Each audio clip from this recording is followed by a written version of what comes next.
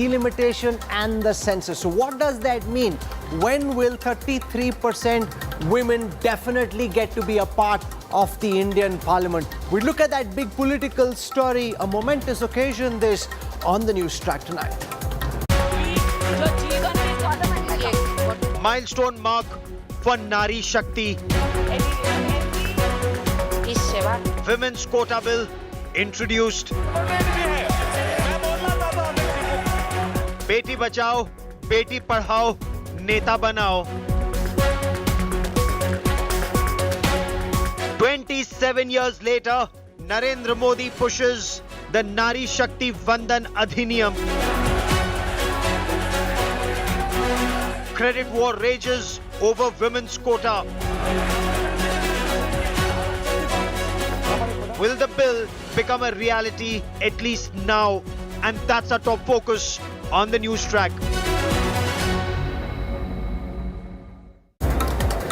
The first Lok Sabha session in the new parliament started with a bang, with the Prime Minister introducing the historic Women's Reservation Bill 27 years since its inception. This is a milestone mark for Nari Shakti. The Modi government has smashed the wall, but an ugly credit war has erupted. Here's what happened all through the day on the first day of proceedings being held in the new Sansad Bhavan. In a historic moment, the Indian Parliament has opened gateways for women power. Prime Minister Narendra Modi, in his first speech in the new Parliament building on Tuesday, announced the Union Cabinet has approved the Women's Reservation Bill, a proposal that has been hanging fire for decades. Calling it the Nari Shakti Vandan Bill, Prime Minister Modi highlighted how the previous governments had failed to bring a consensus and pass the bill. नारी शक्ति वंदन अधिनियम, इसके माध्यम से हमारा लोकतंत्र और मजबूत होगा। मैं देश की माताओं, बहनों, बेटियों को नारी शक्ति वंदन अधिनियम के लिए बहुत बहुत बधाई दूंगा। नारी शक्ति वंदन अधिनियम। The Women's Reservation Bill was tabled by Union Law Minister Arjun Meghwal in the Lok Sabha.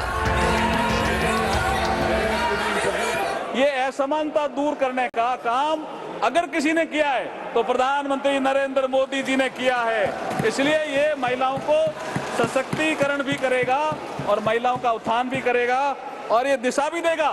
इसलिए मैं इसकी अनुमति चाहता हूं आपसे।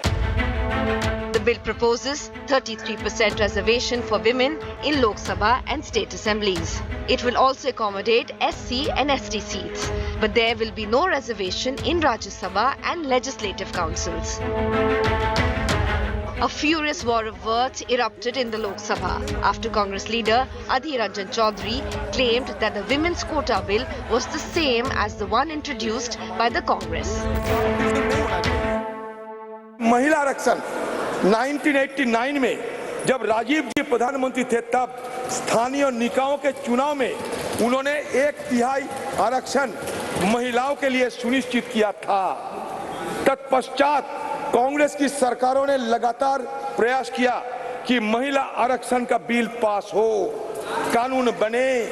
लोकसभा एवं विधानसभाओं के लिए भी 1/3 आरक्षण के लिए डॉक्टर मनमोहन सिंह की सरकार के वक्त जो ये बिल आया वो आज तक जीवित है, आज तक जीवित है।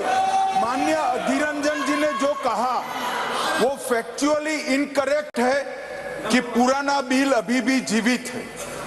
मेरी स्पष्ट जानकारी है कि पुराना बिल लैप्स कर गया है। अधीर रंजन जी ने जो कहा है उसके समर्थन में उनके पास कोई डॉक्यूमेंट है तो टेबल पर रखने चाहिए। एक, या तो उन्होंने स्टेटमेंट विड्रॉ करना चाहिए। दूसरा, उन्होंने कहा कि इस बिल को लोकसभा ने भी कभी पारित किया था राजीव गांधी जी के समय में, कभी नहीं हुआ है। माननीय अध्यक्ष जी, लोकसभा में जो बिल पारित होता है अगर राज्यसभा उसको पारित नहीं करती है और लोकसभा का कार्यकाल समाप्त होता है तो वो बिल अपने आप लैप्स हो जाता है। मैं मानता हूं कि इस चीज को स्पष्टता करनी चाहिए और माननीय अध्यक्ष जी, अगर उनके पास अलग जानकारी है तो सदन के टेबल पर रखनी चाहिए। The government is pushing for the passage of the bill in the special session as the debate will kick off tomorrow in the Lok Sabha. Bureau Report, India Today. Make no mistake, what we've seen on day one in the new Parliament building is historic. The question though is, when and how will the new Women's Reservation Bill become reality? Joining me to talk about this, representing the ruling Bharatiya Janata Party, its Member of Parliament in the Lok Sabha, National Spokesperson Aparajita Sarangi. With us on this broadcast is Jyotimani Senemalai from the Congress. We have KC Tyagi, General Secretary General of the Janata Dal United. Priyanka Chaturvedi joins us, Member of Parliament in the Rajya Sabha, leader of the Shiv Sena, Uddhav Balasaheb Thackeray. Juhi Singh joins us from the Samajwadi Party. I want to go across to Aparajita Sarangi first. Ma'am, first wishing you, all our other guests, a very happy Ganesh Chaturthi on this auspicious day.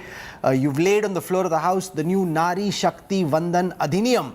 The question I have for you is, when does this become reality? Because it's linked to the census. We don't have a clear date on when the census will be held. It's also linked to delimitation, which we know is in abeyance till 2026, but will be a very politically fraught exercise whenever it does happen. So when will the first set of MPs who get elected under this new constitutional amendment really get elected? Yes. A very good evening. Let's look at the whole thing, Nari Vandan Adhiniyam Bill 2023, with a lot of optimism, hope and confidence. Let me take you back to 1996. It was on 12th September 1996 that in the 11th Lok Sabha, H.D. Dev Gowda had actually introduced this bill. And all the governments thereafter, till today, tried to push the bill and tried to ensure the passage of the bill by both houses of the parliament, but no one could succeed. Now here, we have to start the whole thing on a positive note. The Prime Minister himself introduced the bill, mind it, I underscore, Prime Minister himself introduced the bill in the Lok Sabha today, and then he actually sought for everybody's support. And there is absolutely no reason why everybody would not come to support, because there is political will on part of Prime Minister Modi's government, and we would be able to build a consensus. You are giving me the past. I'm asking you about the present and the future. Yeah. When will the first set of MPs elected under the new law come to Parliament? I'm coming to it. So this particular government of Prime Minister Modi acts with tremendous maturity, and it goes meticulously into things. We have to follow the procedures. The delimitation exercise would take place as it should, and the census would also take place. So I think it will take some time. But don't you think that work of this nature, of gigantic proportions, if I can use that word, should be dealt with meticulously? We have to go into details, and we have to ensure that this particular bill, when it becomes an act, the amendments are through by both houses of parliament, are actually grounded and actually succeed while getting implemented. So I think let's wait and watch. It would take time. The procedures would be laid down. Okay, Jyotimani ji, respond to what we are hearing from the government. This is a massive rearrangement of our parliamentary structure, and therefore it is a complex exercise. Expecting it to happen from next month or 3 months from now is unrealistic. The government saying we've started the work, we're at least getting the job done. The Congress, which is today seeking credit, couldn't get the job done. Credit goes to whoever gets the job done, not to those who claim they want to get the job done, but rather to those who actually got the work done. And therefore, Prime Minister Modi and Aparajita ji's party is worthy of credit on Ganesh Chaturthi for having moved this historic bill.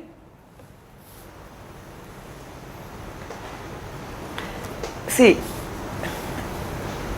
the actually get it done, what you have said, is not happening as per the bill table today. See, it's a Congress party. In 1989, when Rajiv ji was the Prime Minister, He was the one first came with the revolutionary idea of reserving 1/3, 33% for women in Panchayat Raj. People like me who's part of that reservation and won election, then now we become MPs. So that has, as you said, that 1989, immediately when Rajiv ji tabled the bill, it was defeated in the Rajya Sabha. But immediately next Congress government, Narasimha Rao ji government has brought the bill again and implemented it 1996 itself. That's a political bill. Because we implemented, the bill see the light of the day and implemented, first set of 1 million women has participated in the process.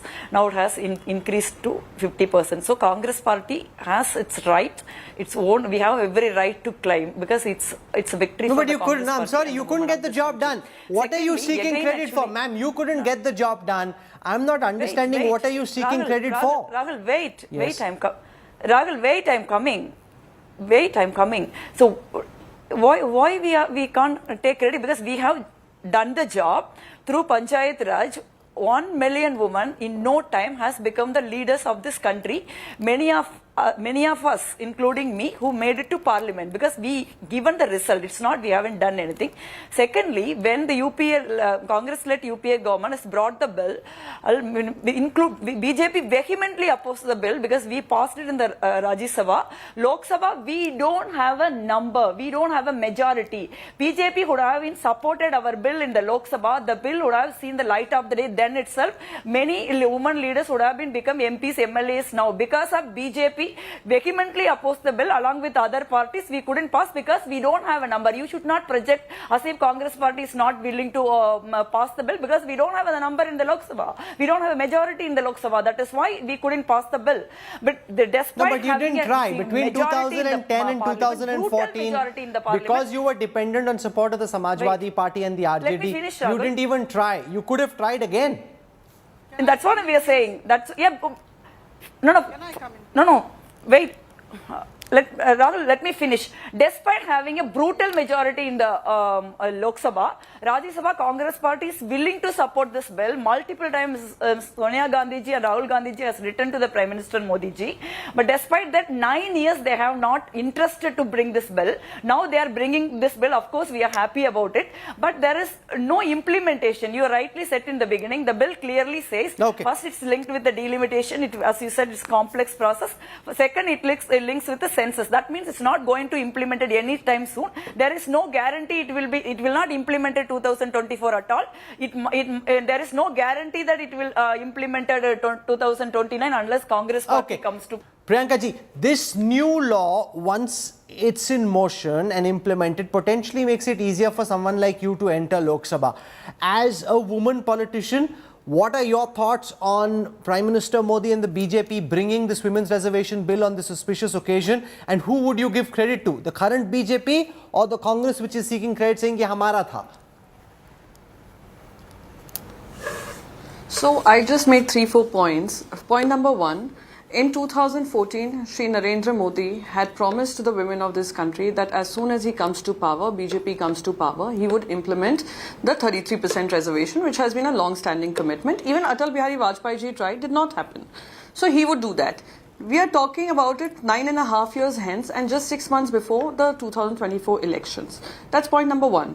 Point number 2, you keep asking why didn't the Congress party do it or other parties do it. Just let me remind you that the 73rd and 74th Amendment during Rajiv Gandhi era came at a time when Congress enjoyed a single party majority. From that era to now, till Mr. Narendra Modi was appointed, we did not have a single party majority, and that's why most of the coalition governments failed. While in 2010, Rajya Sabha happened to clear it, it could not have it passed in 2014, but the commitment was absolutely there.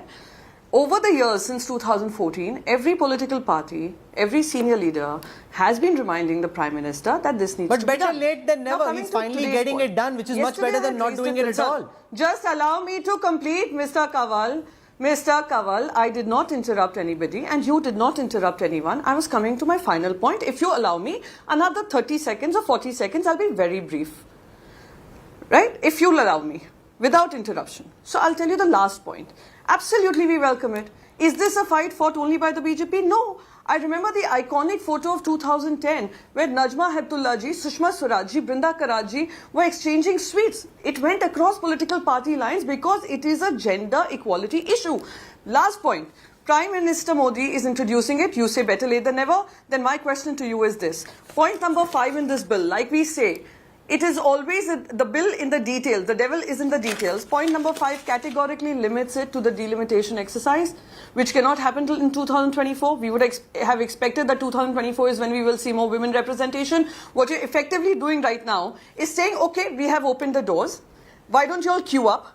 Queue up and show your interest in being a part of the parliament, and we will take this call in the next election after the delimitation exercise has happened. And let me also tell you, the delimitation exercise, approximately the timing is 2026.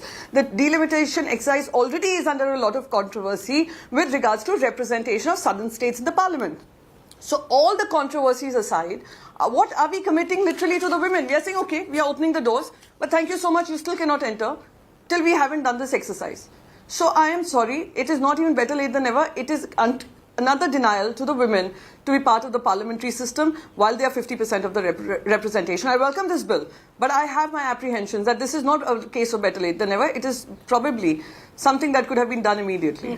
KC Tyagi ji, you're the only man on this panel amongst the guests that I have on this show, which could be the new normal, and I think that would be a fantastic thing when it does happen. But it's your party that in the past, said nasty things when this bill was brought, that, Sharad Yadav ji said women with short hair, I don't even want to say what he exactly said, but women with short hair will get elected, and that's not nice. From there, I see now a qualified acceptance of the necessity of this bill. काफी change हो गई आपकी party की राय उस time से जब आप पूरी तरह से खिलाफ थे, अब आप थोड़े खिलाफ हैं, पूरे नहीं.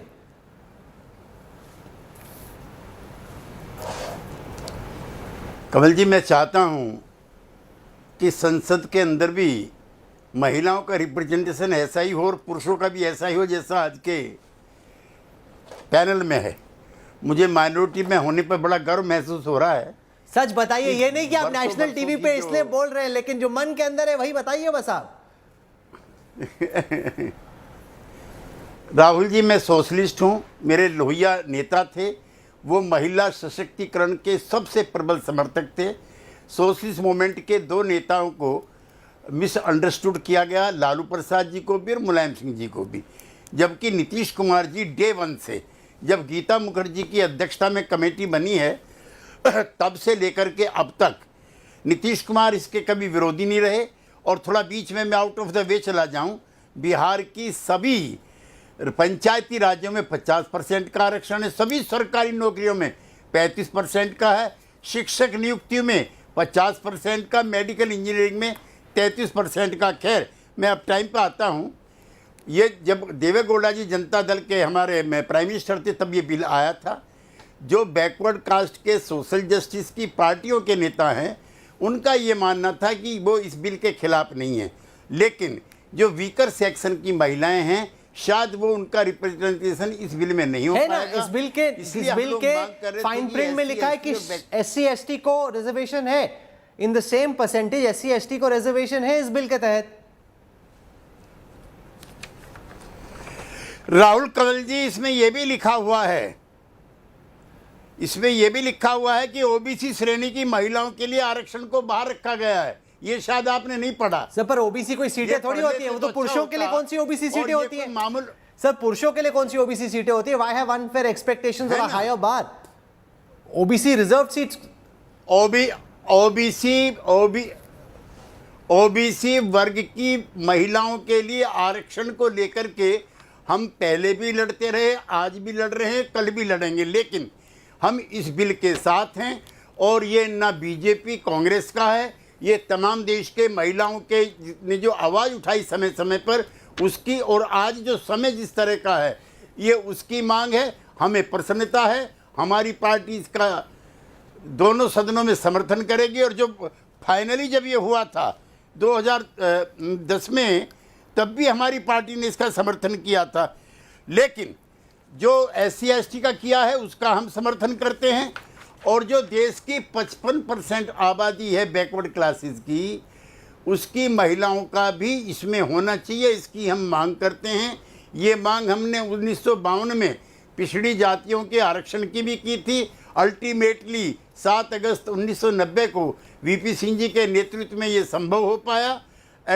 और मैं आपको बताना चाहता हूँ, एक दिन आएगा इस संसद में जब पिछड़ी जाति की महिलाएं भी SC ST के साथ और महिला के साथ सदन का हिस्सा बनेंगी। लेकिन ये लड़ाई, ये प्रतिरोध, ये पॉइंट हमारा आप नोट कीजिए। इसका समर्थन करते हुए हम 55% जो बैकवर्ड क्लास की आबादी है उसकी मांग को उठाते रहेंगे। Okay. Joy Singh, now you're a woman politician and yet you're from a party which hasn't supported this bill traditionally. Are you now going to rise above party lines and say, Priyanka ji, Aparajita ji, Jyotimani ji, let's get together and welcome this bill, or will you stick to party line, Joy Singh?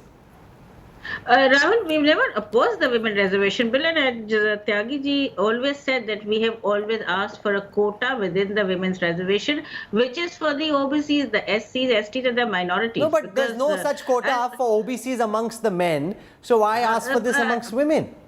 Yeah, so different parameters for men. I thought that's what we were addressing, and that's what the Prime Minister No, but that's setting the bar so high and making it unrealistic. Here, because there's already SC ST quota, you have SC ST quota amongst women reservation, it goes through. The question is, does the SP want to get the job done, or do you want to find some excuse to create a roadblock? Rahul, does the Prime Minister want to get this bill implemented? Let's just ask him, because it's already been stated, I do not want to repeat, that the census has to take place, the delimitation has to take place. So is this lip service on the part of the BJP just to, create events?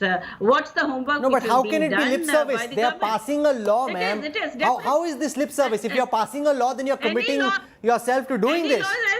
Any law is as good as it is implemented, and is the BJP anyway, is it giving a timeline when this will be implemented? You yourself started the argument by asking that when is. Do you have a timeline in mind, Aparajita ji?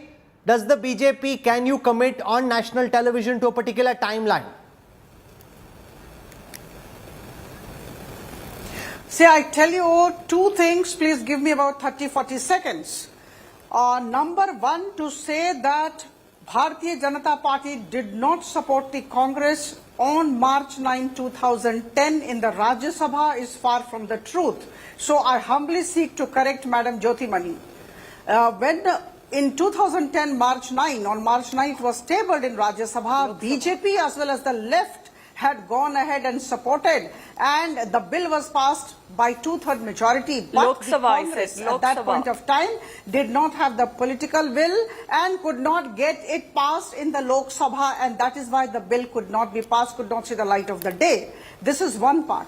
And number two, let me tell you that this bill has been, the passage of this bill has been in the manifesto of BJP in 2014 and 19. So we have always been supporting the idea of the women's reservation. Now, as far as timeline is concerned, see, I must tell you that administrative procedures have to be followed. Delimitation exercise has to be carried out.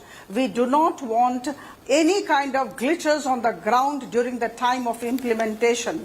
We have said goodbye to Article 370. We have said goodbye to Article 35A. We had brought in GST, one nation, one tax. We have done so many things, historic steps have been taken. But have you seen ever in the last 9 years any kind of administrative glitch? Okay, because so can I just take a moment to explain to our viewers why what Aparajita ji is saying is very complex.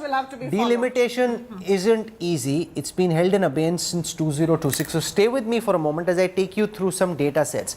Delimitation essentially means that the number of seats in a state bases the population in that state. So the more the population, the more the seats in that state. And in the past several decades, states like Tamil Nadu, Kerala have been able to control their population much more than states like UP and Bihar. So if delimitation happens in 2026 in the way that it happened last, I have some data here. This is from the Carnegie Endowment Center. This is by an academic by the name of Milan Vaishnav. What it means is that in a state like Tamil Nadu, the number of seats at present are 39 in the Lok Sabha.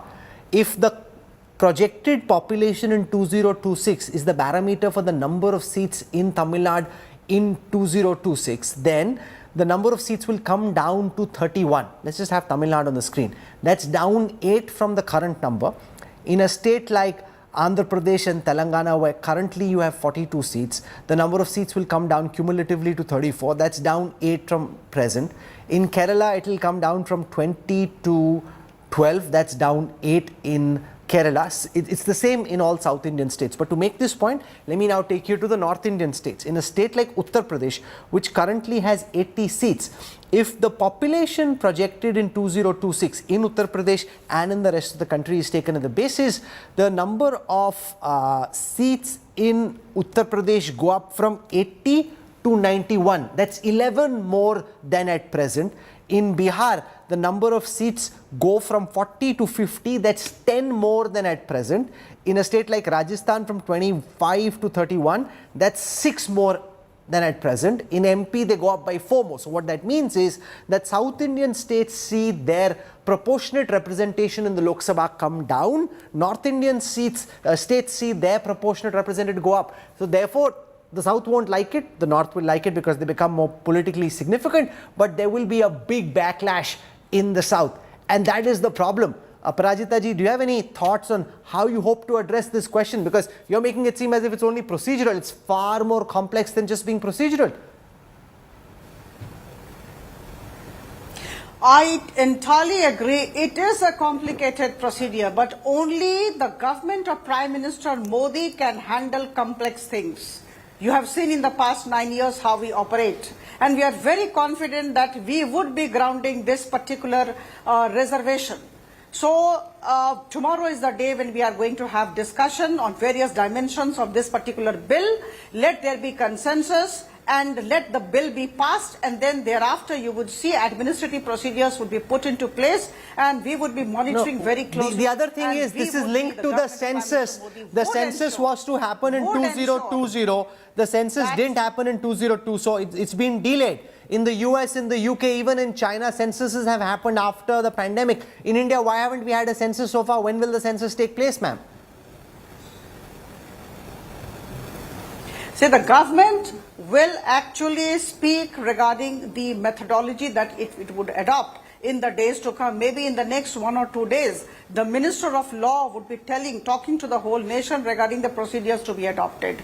And within a definite time frame about which everybody would get to know, we would be doing the whole thing. And okay, Priyanka Chaturvedi has a finger up, so let me go across to Priyanka. The BJP saying yes, delimitation and census are complex, but the BJP government is master at dealing with complex issues, and they will explain in Parliament what the next steps are. Let's not get carried away just at this moment. Priyanka Chaturvedi. So, yes. No, there's nothing to get carried away. They had an option of implementing this in 2024. What stopped them from doing it? Using this delimitation crutch, I think is just an excuse to delay the reservation that women have been fighting for over the years. And you'd be doing the gender equality a lot of injustice by trying to justify something like this. Now, second point to something she said, oh, we have implemented 370, oh, we did the GST. So I'd want to ask her, ma'am, did you do it immediately with effect, immediately after once it becomes an act, or you did it on a future given date, which again is an uncertainty? The second thing she said is, oh, we have done fantastic implementation over the years under Mr. Modi's leadership. I'd just like to remind her about the demonetization. Only a person who had stopped reading the news for those 100 days would say something like this, that implementation was flawless. Implementation of GST had come with so many problems for small businesses, many businesses had shut down. Let's not forget the COVID lockdown. So let's not say, oh, because this is an implementation will be flawless. How can you commit that implementation will be flawless when delimitation itself is causing a lot of concern in southern states? And you've just shared the data points with us. Every data suggests that representation of southern states will reduce for having done a good job on controlling the population. While those who haven't done a good job will have more representation. How does that work for the people of the country? So those are controversies, those are concerns, and no bill or no act has been passed with a future date, which is 7 years from now. 7 years from now. So this is nothing but, just, I'm sorry, which Amit Shahji had used the word, Chunavi Jumla. There's another way of looking at it. In India, and I just want to call this data set on our screen right now, in India, every Lok Sabha seat on an average is about 24 lakh voters, right? That's the representation. This is as per Parliamentary Union data for 2019 and World Bank population data. So there it is on your screen right now. So about 24 odd lakh is the number of voters, citizens on every parliamentary seat. In a country like the United States, it's less than 10 lakhs. In Pakistan, it's just above 5 lakhs. Even Nigeria, it's about 5 lakhs. Indonesia, Bangladesh, much smaller seats. So the other idea is that you create more seats. Remember, the new parliament is actually capable of seating 800 plus MPs. Our current strength is 543. So can you then increase the number of seats? And there is another calculation that's been done. If you just make seats smaller in terms of the number of people on every seat, then there's another formula. And again, remember, these are academics who are doing this extrapolation, so we still need to see what the government thinks. But as per the second data, then in a state like Tamil Nadu, you'd go up from 39 to 49 seats. In a state like Uttar Pradesh, you'd go up from 80 to 143. In Bihar, you'd then go from 40 to 79. West Bengal 48 to 60, Gujarat from 26 to 43, Rajasthan from 25 to 50. So you have more seats, smaller seats, more seats.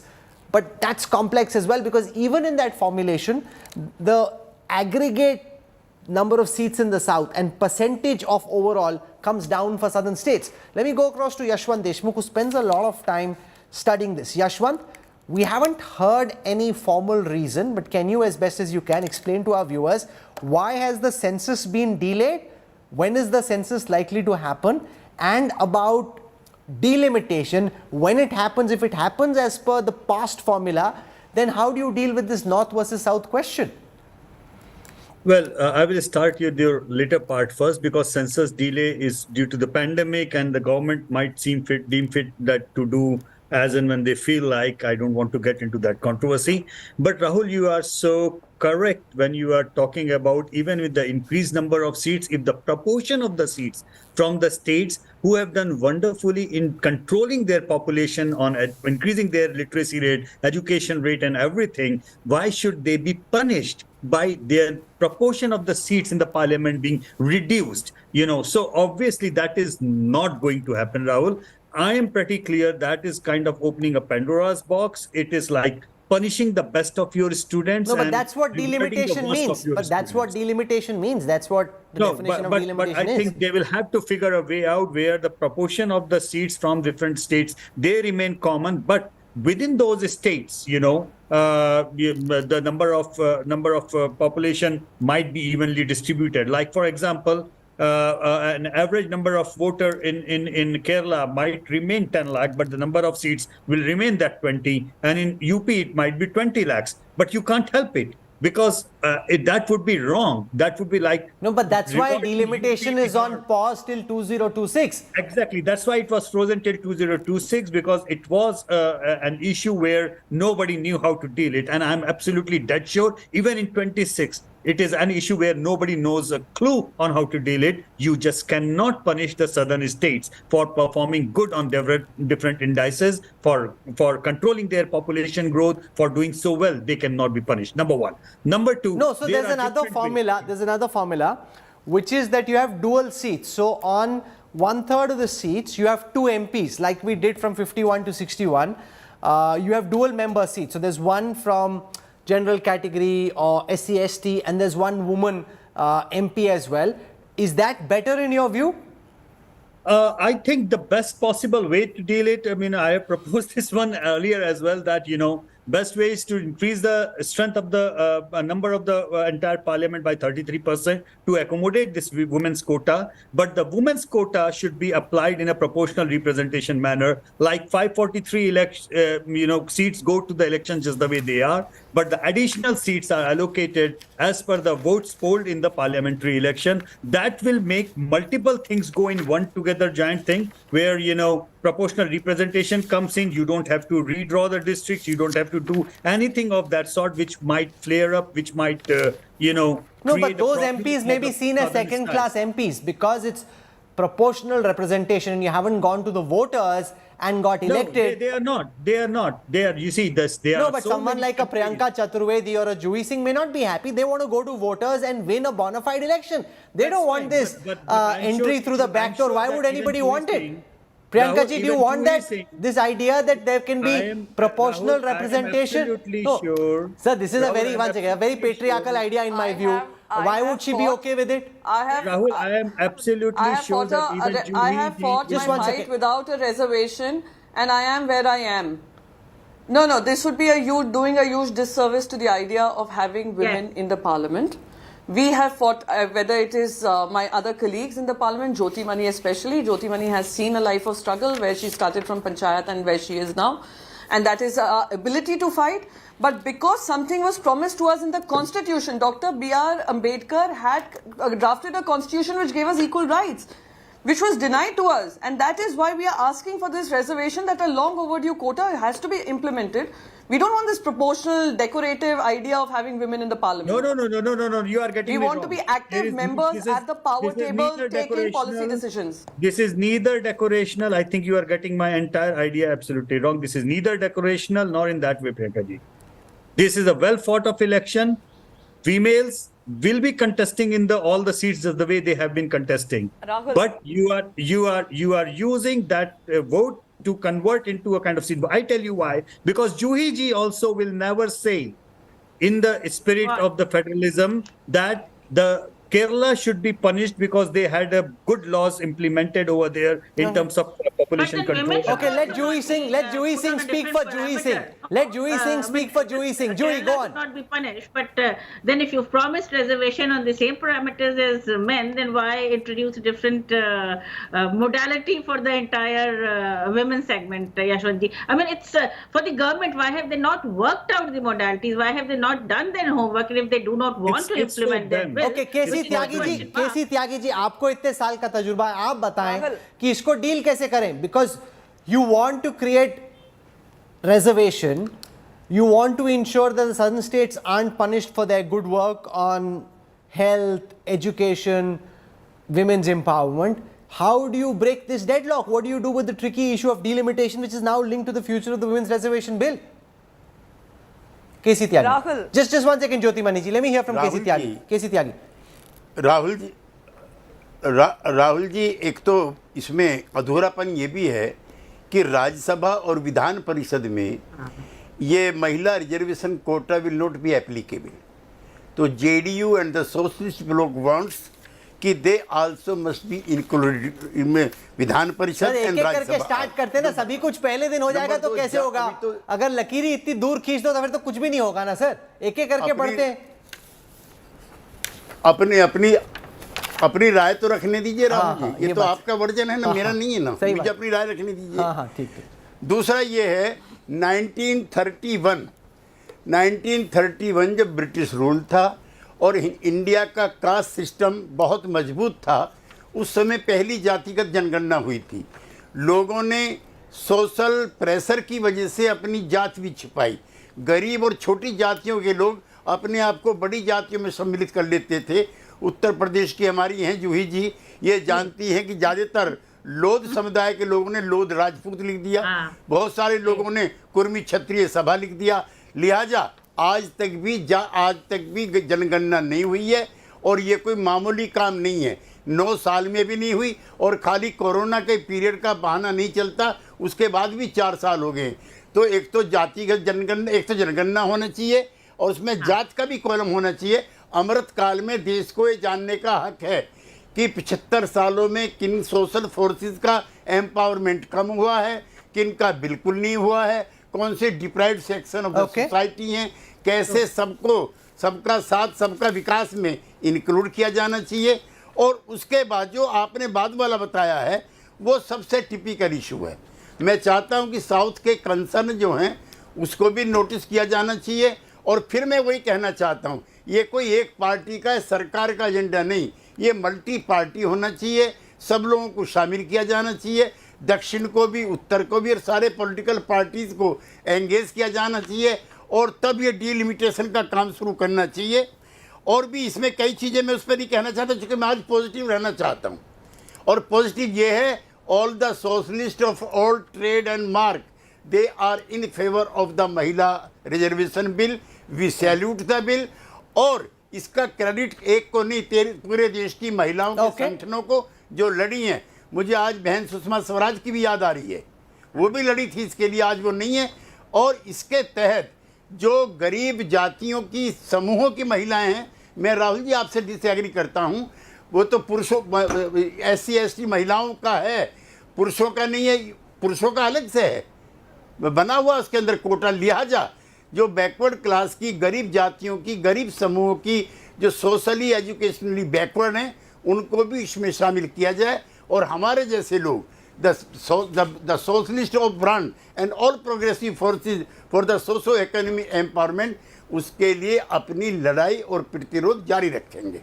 Sunny, क्या progressive force है? चांद भी चाहिए, तारा भी चाहिए, हर तारा चाहिए, एक ही साथ चाहिए. जो मिल रहा है अभी वो तो लेके कम से कम काम तो स्टार्ट होने दीजिए. But I want to go across to Jyotimani on the question of delimitation, because in Tamil Nadu, if we go for proportional seats, the number of seats comes down from 39 at present to 31. That's 8 lesser than at present. Uttar Pradesh goes up from 80 potentially to 91. That's 11 more than at present. That would create potentially a big backlash in the south.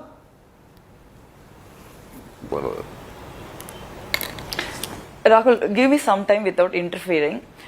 See, this will definitely create a backlash in the south. It also will see the legal battles which will not going to end anytime soon.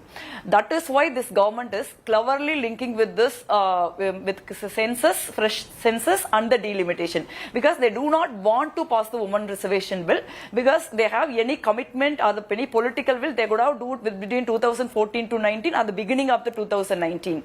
Why now they are bringing at the end of their term? Because the government is marred with so much problem. Because unlike, I am not agree with what my colleague in the BJP is saying.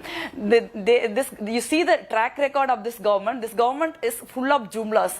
They said 15 lakhs rupees in account. Now later they said it's a jumla. They said 2 crore. They will create 2 crore jobs. It's not done. They said actually they will double the income of the farmer. They haven't done. They said they will control the price rise. Price rise is high rocketing. Now top of that, there is 7.5 lakh crore corruption. Actually CAG has reported, and they lost Karnataka badly. There are other 5 states they might lose badly. Because of that, they want to change the discourse. That is why they are saying this one nation, one election. Okay, so that's a rhetorical point. That's a rhetorical political point. You made it, which is fine. I'm out of time. Parajita ji, final words. We've seen in the last 20 minutes on this discussion how when you link women's reservation to more complex issues like delimitation, census, once you get started, is reasonably straightforward unless you get caught in the caste census trap. It's reasonably straightforward. But delimitation is complex no matter how you go, like Yashwant Deshmukh pointed out. So is it wise to have linked women's reservation bill with two very complex issues which aren't easy to resolve? Cynicism is a disease these people suffer from. This was a historic day, a great thing is going to happen, and I think everybody should acknowledge and appreciate. Having said that, let me tell you that in the past 9 years, PM Modi's government has caught bull bites horns. So this is definitely a complicated task. But I must tell you that whatever has to be done will be done. Implementation has always been the strong point of PM Modi's government. We would be listing out the tasks ahead, and one after the other we would be carrying out all the tasks, and we would be enlisting everybody's support. And as far as the timelines are concerned, as far as the implementation methodology is concerned, please wait for the next 2 days. Do participate in the discussion. This is my appeal to all the honorable MPs of different political parties. Do participate and give your considered opinion. Everyone is entitled to his or her opinion. And then please listen to the government. We would be carrying out this task. Please support us. So the Modi government has staked its credibility on being able to implement the bill. You've heard during the course of this discussion about why delimitation is complex, how the census is held up, but ultimately the government will be judged by every woman and man watching whether they're able to walk the talk. So Parajita Sarangi says It's easy to be cynical. Give us time. The Modi government will get the job done. We will track, and hopefully over the next couple of days we'll get answers to some of these questions. For the time being, once again, Yashwant Deshmukh, KC Tyagi, Juhi Singh, Priyanka Chaturvedi, Jyoti Mani and Aparajita ji. Happy Ganesh Chaturthi to all of you, and thank you so much for joining me. Thank you. We're slipping into a quick break. When we come back, New Delhi expels top Canadian diplomat hours after Justin Trudeau accused India of killing Khalistani terrorist Nijar. Details coming up on the other side.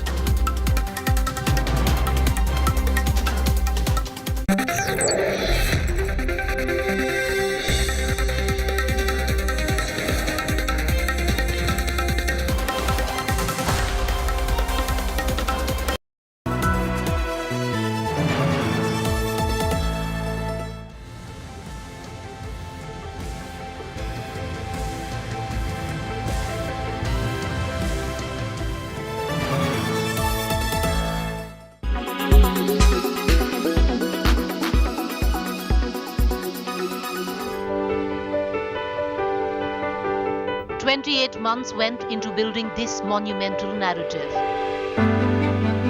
an architectural masterpiece, a reflection of the nation's Atmanirbhar vision.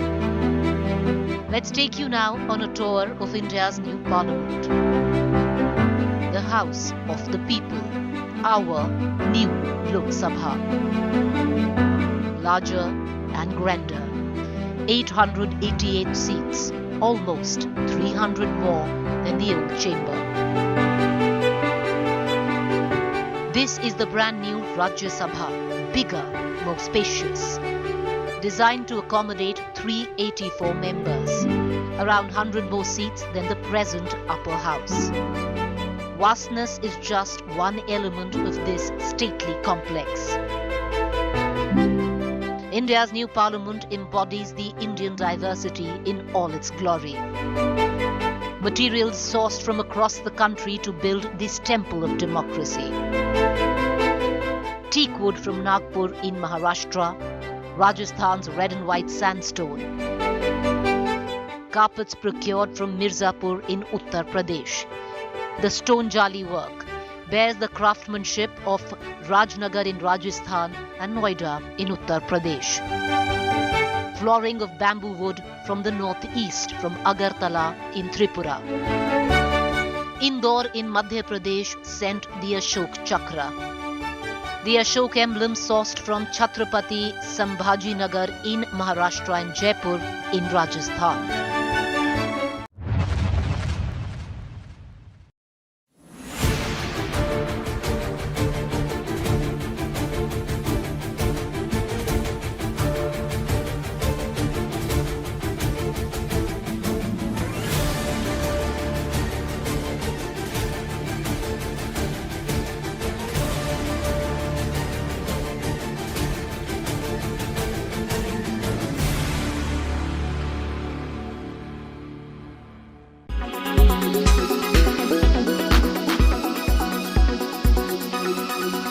Make your media plan smarter with India Today Live TV on your connected devices.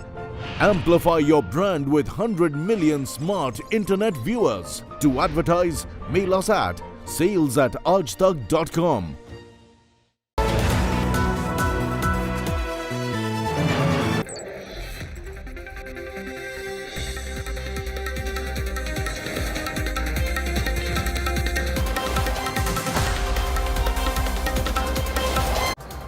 After giving the cold shoulder to Justin Trudeau at the G20 summit in New Delhi, the Indian government has expelled a senior Canadian diplomat. This after Trudeau accused India of murdering Khalistani terrorist Hardeep Singh Nijjar's killing and expelled a senior Indian diplomat. India has called the charges absurd and motivated. The gloves are off. Canadian Prime Minister Justin Trudeau on Monday announced in Parliament Indian agents could be behind the killing of Canadian citizen Hardeep Singh Nijjar, a Khalistani terrorist wanted in India. Over the past number of weeks, Canadian security agencies have been actively pursuing credible allegations of a potential link between agents of the government of India and the killing of a Canadian citizen, Hardeep Singh Nijjar. been clear. We will. Canada has expelled an Indian diplomat over what it calls the involvement of a foreign government in its internal affairs. Within hours of Canada's provocation, New Delhi retaliated by expelling a senior Canadian diplomat. You got External Affairs Minister. Sir, you meet the. You got External Affairs Minister. India has called Canada's accusations absurd and politically motivated to shift the focus from Khalistani terrorists and extremists who are being allowed a free run there.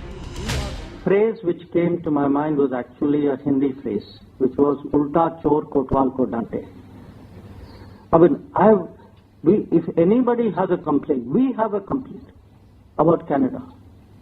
You know, what I said earlier, the space that they're giving to Khalistanis and to violent extremists. So I was very perplexed by what I heard. Nijjar, whom India had declared a wanted terrorist, was gunned down on June 18th in Surrey. The NIA had issued an arrest warrant for Nijjar, accusing him of carrying out terrorist attacks in India. Prime Minister Narendra Modi had taken up the issue of Khalistani extremists getting a voice in Canada in his bilateral meeting with Prime Minister Trudeau in Delhi on the sidelines of G20. Trudeau claims he'd discussed Nijjar's killing with the Indian Prime Minister. Canada had recently suspended negotiations for a free trade agreement with India. With the latest accusations, the already sour diplomatic relations between the two countries have hit a new low. Bureau Report, India Today. This is where I wrap up the Newstrack tonight. I look forward to seeing you 8 p.m. tomorrow evening. Till then, from all of us here, goodbye, good night.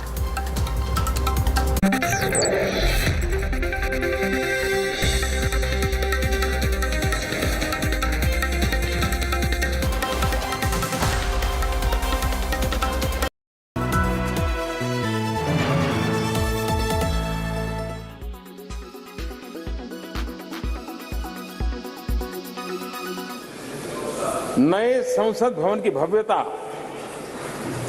आधुनिक भारत के महिमा को भी मंडित करती है।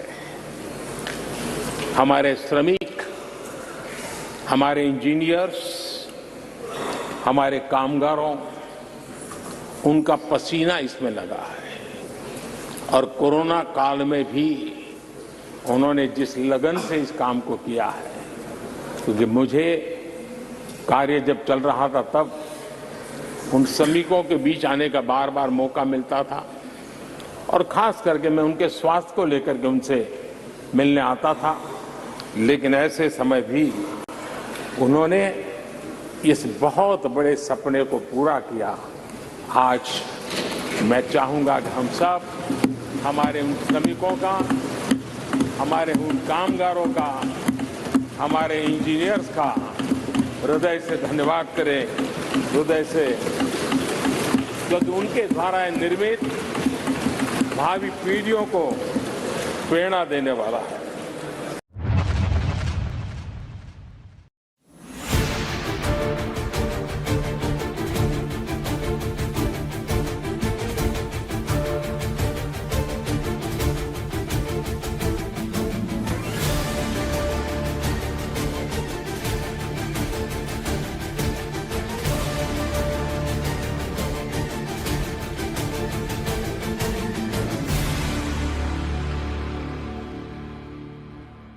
Weather forecast now.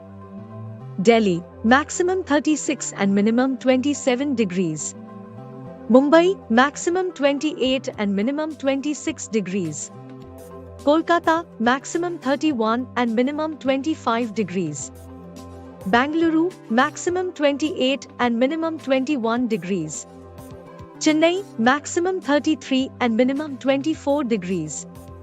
Hyderabad, maximum 31 and minimum 22 degrees.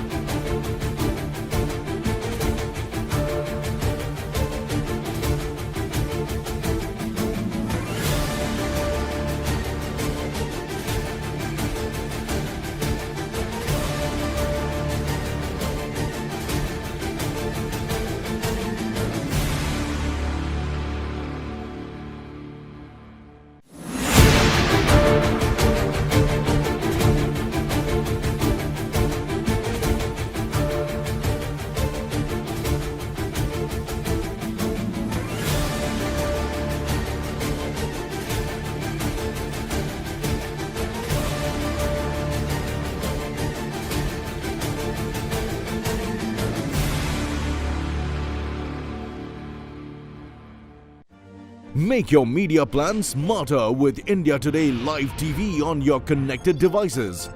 Amplify your brand with 100 million smart internet viewers. To advertise, mail us at sales@aajtak.com.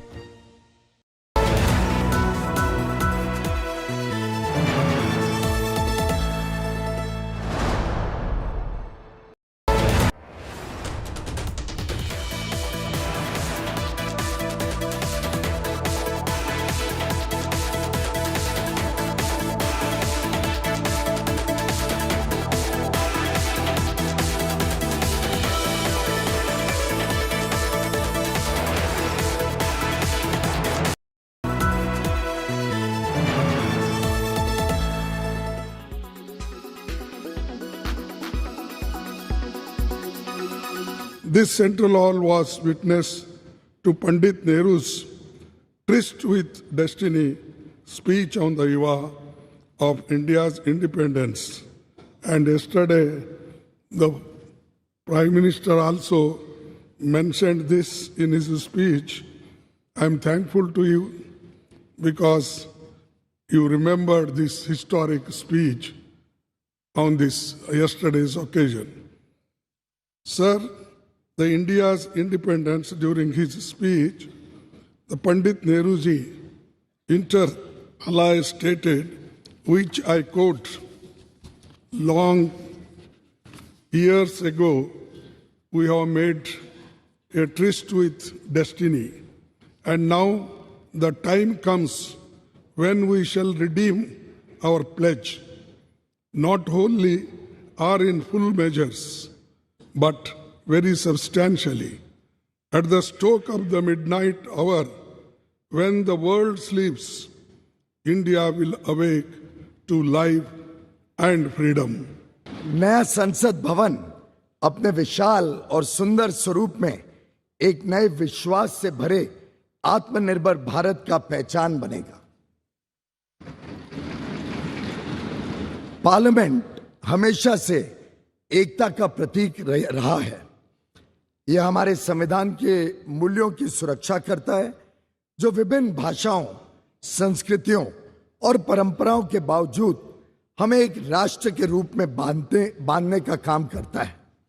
यहाँ अनुभव का ज्ञान और युवाओं की ऊर्जा मिलकर 140 करोड़ देशवासियों के उज्जवल भविष्य को आकार देने का काम करते रहेगी। और मैं समझता हूं आज का दिन एक सकारात्मक सोच के साथ आगे बढ़ने का है। कई सारे विषय रहे, आजादी के बाद कई सारे चुनौतियां रहीं, शायद कई सारी चुनौतियां समय पे अगर समाधान कर दिया होता तो और जल्दी 2047 के पहले भी देश विकसित बन जाता। पर हमारे पास जो वर्ष मिले, जो काम करने का देश ने सेवा करने का मौका दिया, उसमें जो अभूतपूर्व प्रगति देश ने देखी है, मैं समझता हूं इसको आगे लेकर इस देश को नई ऊंचाइयों तक माननीय प्रधानमंत्री नरेंद्र मोदी जी के नेतृत्व में हम सब मिलकर काम करेंगे।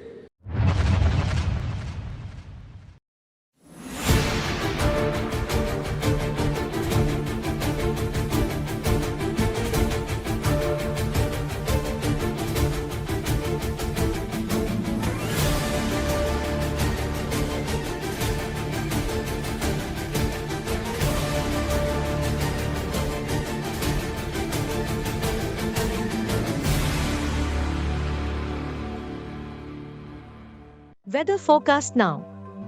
Delhi, maximum 36 and minimum 27 degrees. Mumbai, maximum 28 and minimum 26 degrees. Kolkata, maximum 31 and minimum 25 degrees. Bangalore, maximum 28 and minimum 21 degrees. Chennai, maximum 33 and minimum 24 degrees. Hyderabad, maximum 31 and minimum 22 degrees.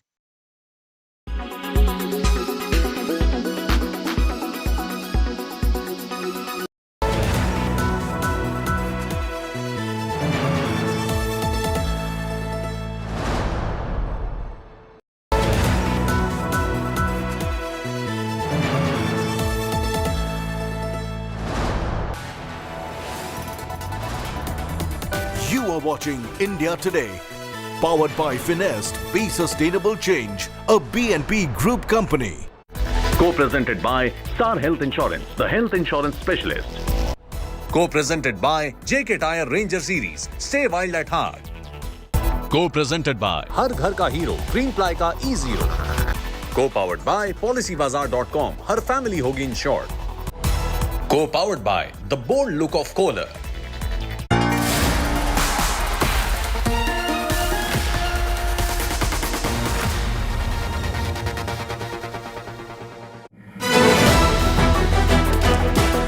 The House of 2023. Last sitting in old building. Old house to be Samvidhan Sadan. New temple of democracy. First day, first show. लंबे अरसे से चर्चा में रहा विषय है। अब इसको हमने कानून बना करके हमारे देश की विकास यात्रा में नारी शक्ति की भागीदारी सुनिश्चित करने का समय। Women's Quota Bill tabled. History in the making. Okay, we have a new parliament building, but we will also get a new law this week that could change the face of parliament. The opposition, though, has its questions, and those questions and the answers hopefully will come on the news today. The 9 headlines at 9 first. The historic Women's Quota Bill to bring in 33% reservation for women in Lok Sabha state legislative assemblies introduced in the new parliament will be debated tomorrow. Credit war breaks out over the Women's Quota Bill. Sonia Gandhi says Congress introduced the Quota Bill first. Home Minister Amit Shah hits out, says women's quota just tokenism for the Congress. Question mark now if bill will be implemented any time in the near future. India has finally transitioned to the new parliament building with a symbolic march led by Prime Minister Modi to the new Sansad, old parliament to be called Samvidhan Sadan. India and Canada now in a diplomatic war. Canada Prime Minister Trudeau claims India's hand in killing of a Khalistani extremist Hardeep Singh Nijjar. Ottawa expels a top Indian diplomat. India retaliates by expelling a Canadian envoy, dismisses the Canadian charges.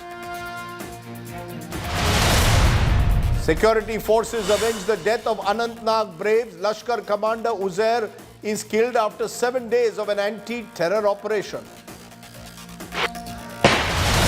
Amidst protests in Karnataka against Kaveri water release for Tamil Nadu, sources tell India Today Chief Minister Siddaramaiah will lead an MP's delegation to the centre to convey Karnataka's own water requirements.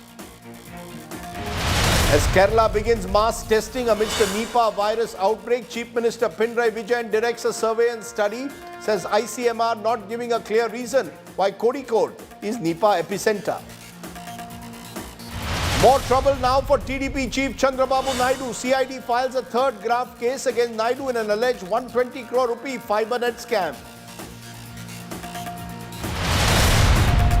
Twitter chief Elon Musk set to bring in more changes to the social media platform, says all users could be charged a subscription fee next.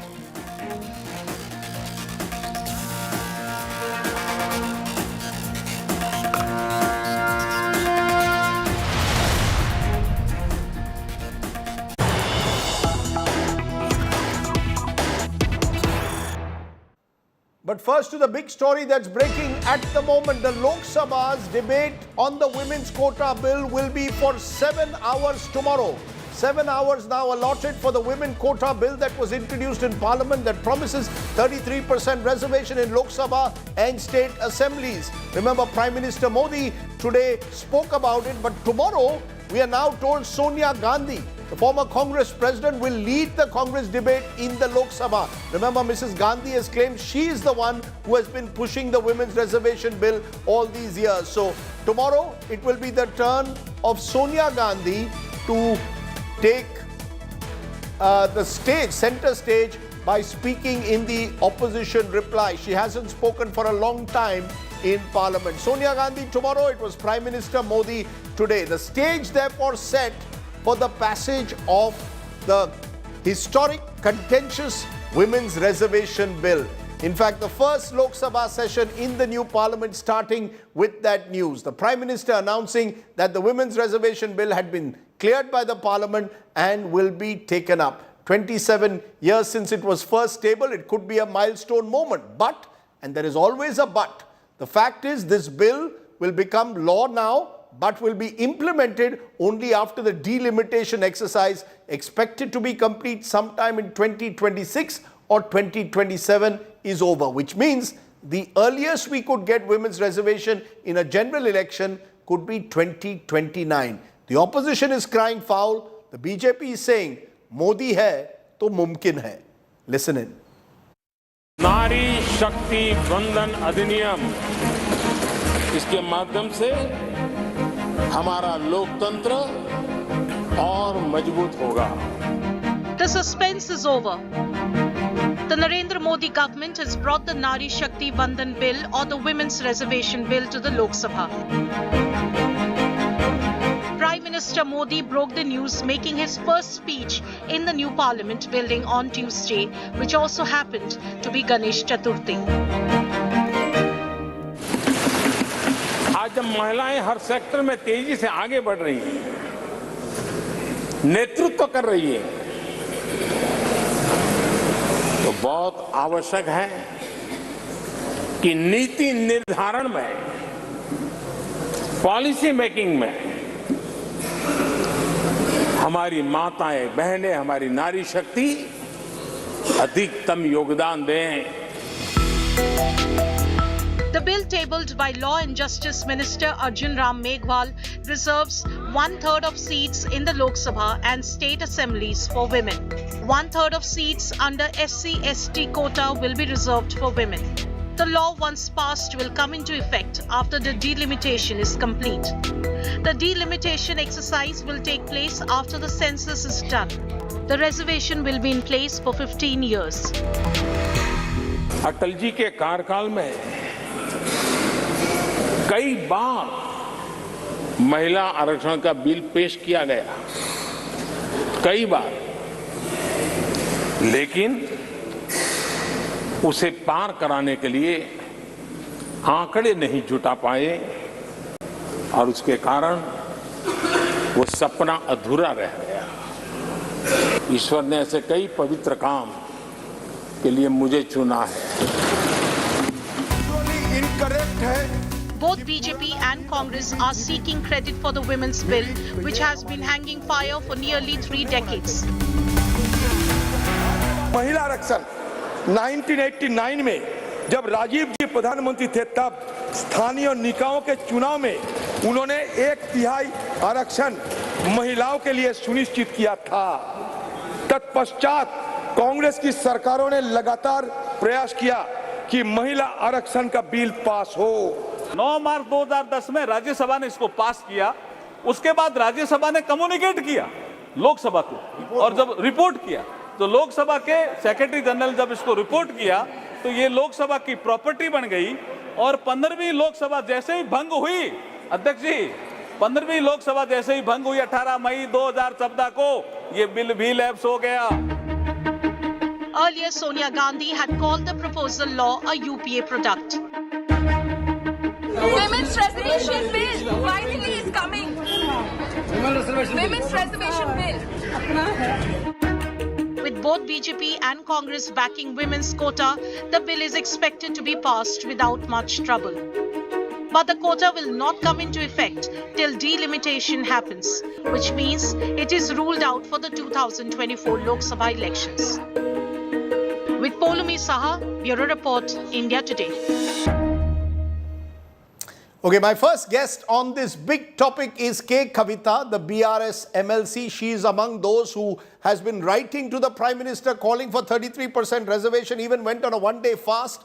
K. Kavita, do you feel vindicated today, or do you feel as if the Prime Minister has taken the political ground under your feet? The BJP is taking all the credit now. Let them take all the credit. I just hope the bill passes without any trouble, both in Lok Sabha and Rajya Sabha. And I truly hope that this bill will immediately come into force. In fact, for the next election, in which the first 5 states, including Telangana, will go to polls, I really hope it can be implemented right now. This government has that kind of majority and they can do it if they want. So instead of making the women wait for next 5 years, I strongly demand that the Bharatiya Janata Party take a step forward and make sure that the bill is implemented right away. Because if there is no census that was done in 2021, we can always base 2011 as the census and take it up. Nothing is stopping the government from doing that. And number of times in number of issues they have taken 2011 as the base census. So I demand the Bharatiya Janata Party government and I request to Modi ji that kindly take it up. Please make sure that in the upcoming elections in the first 5 states and upcoming Lok Sabha election, give us chance. No, because the bill in its present form makes it very clear that it will come up only post delimitation. Most believe, K. Kavita, that the delimitation freeze will end only in 2026. So you're saying forget about that. You're calling for the bill to be immediately implemented as of the elections to take place in the next 3 months and the Lok Sabha next year. Am I correct? You're saying remove the clause about delimitation. It is absolutely. Absolutely. It is Rajdeep ji, it is immediately possible to have this 33% women reservation, and delimitation will anyway happen in 2026, wherein number of seats will be increased, etc. That's a different story. But in the existing format for the existing seats, if you base the census if you take the baseline census as 2011 census, 33% can be immediately implemented for this upcoming elections. That is a possibility that the government should immediately explore. That is what I am demanding for. You know, the fact though, K. Kavita, is people will say that the BRS is being hypocritical. K. Kavita also is saying one thing but is not walking the talk, because when it came to actually the ticket distribution in your own party, your leader, K. Chandrasekhar Rao, has given tickets to 114 out of the 119 seats of Telangana elections, November, December. There are barely less than 10% of them are women. So if you wanted the political party, your political party could have given 33% tickets. You don't do that. Now you are looking for reservation. Absolutely, because political parties do not do that, including my party. I have never been shy about it.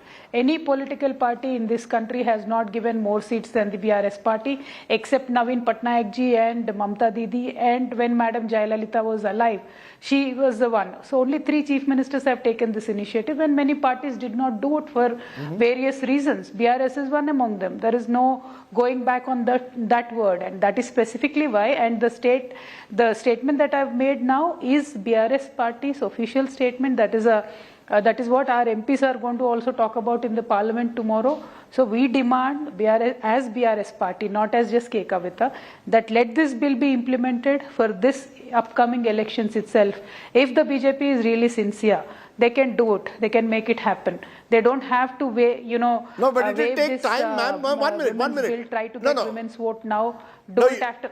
No, ma'am, but it will take time to decide which are the 33% seats which will have women reservation. It can't be done overnight.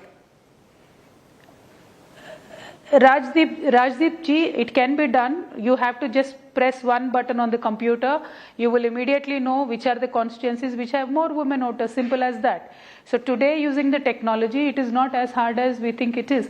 2011 census is completely digitized census. We can immediately access the data. Immediately it can be done. The political will is the only thing that is stopping the current government from doing it. So you can, in fact, right now, Rajdeep ji, go on to the website and check, the census, the population. Many seats are, there are more women voters in many constituencies. So out of that, top 33% can be picked up. But can I ask you in conclusion that is this all about credit taking? It is just a matter of No, is it all about competitive credit taking? You want to take credit saying that you did a one-day dharna, that you have written to the Prime Minister, the BJP is saying, look at Prime Minister Modi, he's the one who's taken initiative. Sonia Gandhi is saying, ye hamara bill hai. I mean, this seems to be all the parties rushing to take credit for the woman voter that you forgot. You yourself are admitting that political parties are male-dominated. Now they're all rushing to take credit for the bill. Yes, precisely. When the bill is coming up, they are all rushing to take the credit. They will. Political parties are like that. In fact, when I started the dharna, everybody blamed me saying, see, she's only doing a dharna for various other reasons. But I continued doing it. Continuously, I started raising this issue in the 6 months. You've seen me number of times writing letters, taking up the issue, keeping the issue alive. It is good that the government is finally coming up and doing it. In the 9.5 years, BJP itself has put it in the manifesto. And Congress party, look at their hypocrisy. When Indira ma'am was there, nobody thought about it. They brought in the local body reservations, did not bother to, bring women into assemblies and parliament. Sonia ma'am was there. She introduced it in Rajya Sabha. She could have done it in Lok Sabha as well. Because after passing it in Rajya Sabha, they were still in power for 4 more years. They did not do it. In the last 16 years, they forgot about it. In fact, they were so careless in their last manifesto, last election manifesto, Congress party, did not even mention the Women Reservation Bill. Now today they want to call it Apna Bill, Hamara Bill. Fair enough. Everybody has done their share. But don't you think, Rajdeep Ji, in the last 75 years, women were denied their fair share in the political representation? When there is a possibility, why should we wait for 5 more years is what I am saying. And other thing, Rajdeep Ji, as a party's stated stand, I want to reiterate that OBC bill should also be immediately implemented so that the women bill of 33% quota for OBCs also will be given among the women candidates. This has been our demand from past 10 years, not now. Okay. So you're saying women's reservation bill to be implemented right away. You want OBC reservations also within the quota of 33%, a certain percentage to be reserved for OBC. Let's leave it there. K. Kavita, you are someone who has every right today to say, I'm among the few who kept it going in the last few months by being high profile over it. Appreciate your joining me here on the news today. Thanks very much. K. Kavita of the BRS joining me. Let's raise the big question. Is this therefore a day to celebrate for Nari Shakti or women power, or is it a political jumla as some opposition MPs are calling it? Is the battle now on to take credit for women's bill? Narendra Modi versus Sonia Gandhi.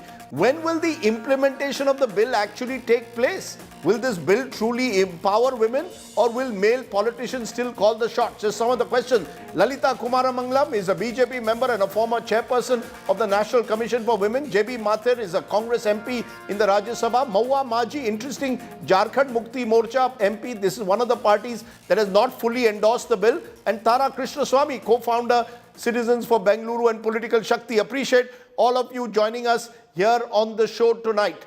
Let me turn to you, Lalita Kumaramangalam, right away. Do you believe that this bill should be implemented right away?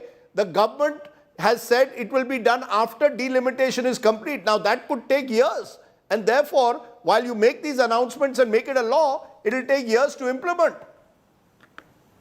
Rajdeep, it's not what I believe. I wish it could be implemented immediately, but practically it's impossible. To take the 2011 census as the basis for it, it's just not practical. We've had a lot of demographic changes in the country.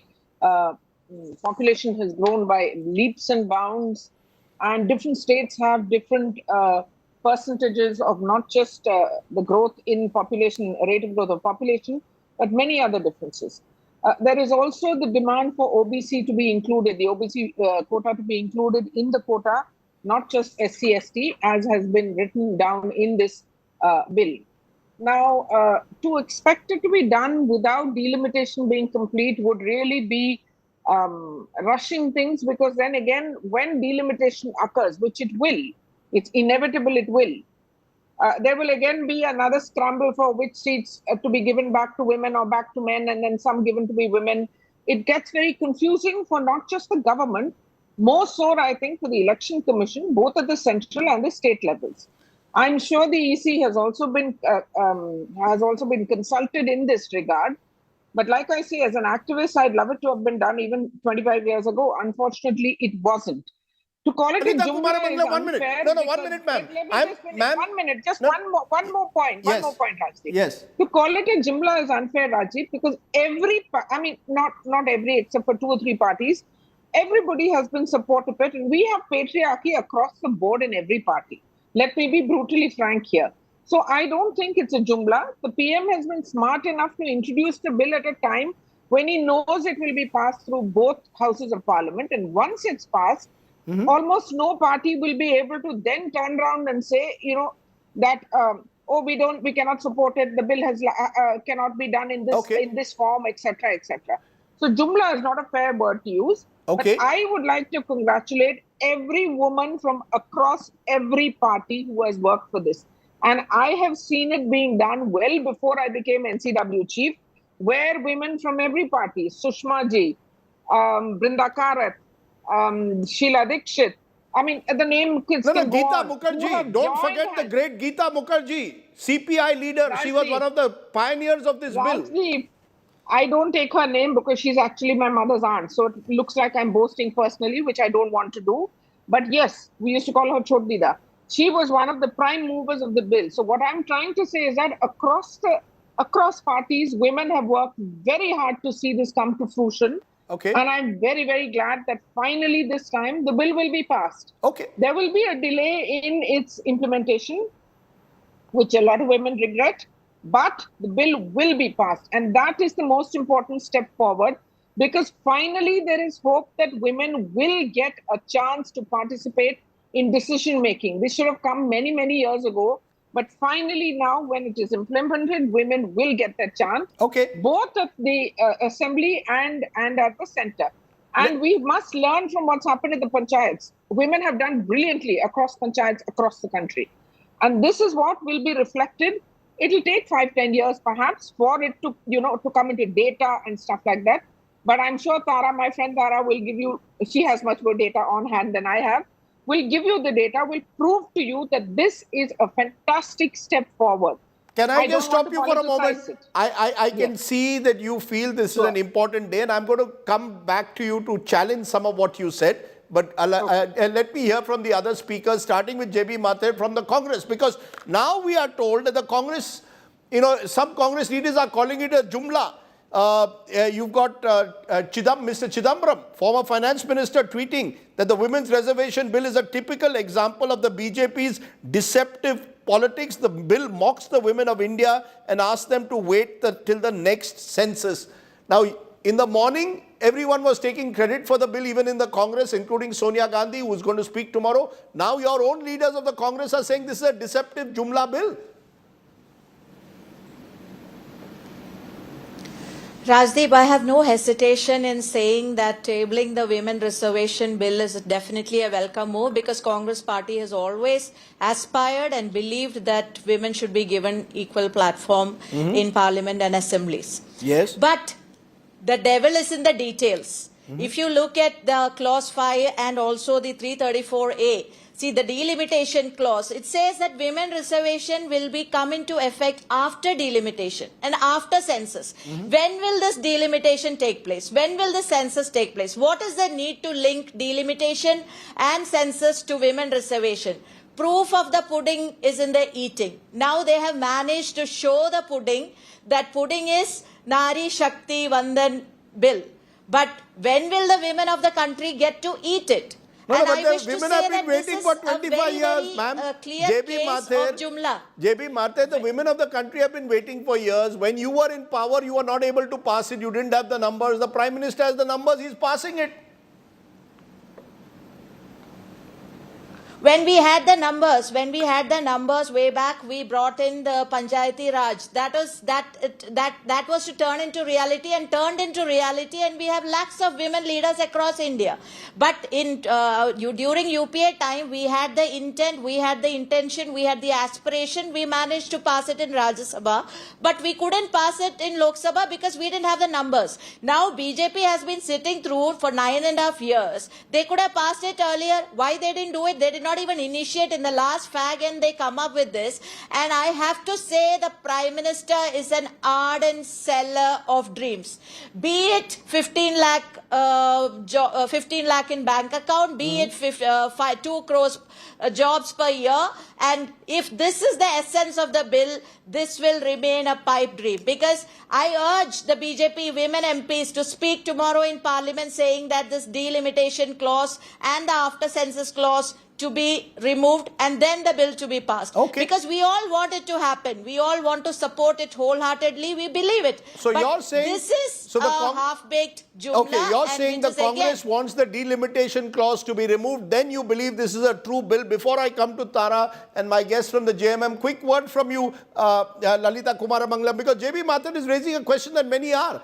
It takes the BJP 8-9 years to bring this bill. 2014 to 2023, you had a majority, you could have brought it. You bring it 8 months before the general elections and then bring it in a manner that it's not going to be implemented right away. So people therefore are asking, is this a jumla?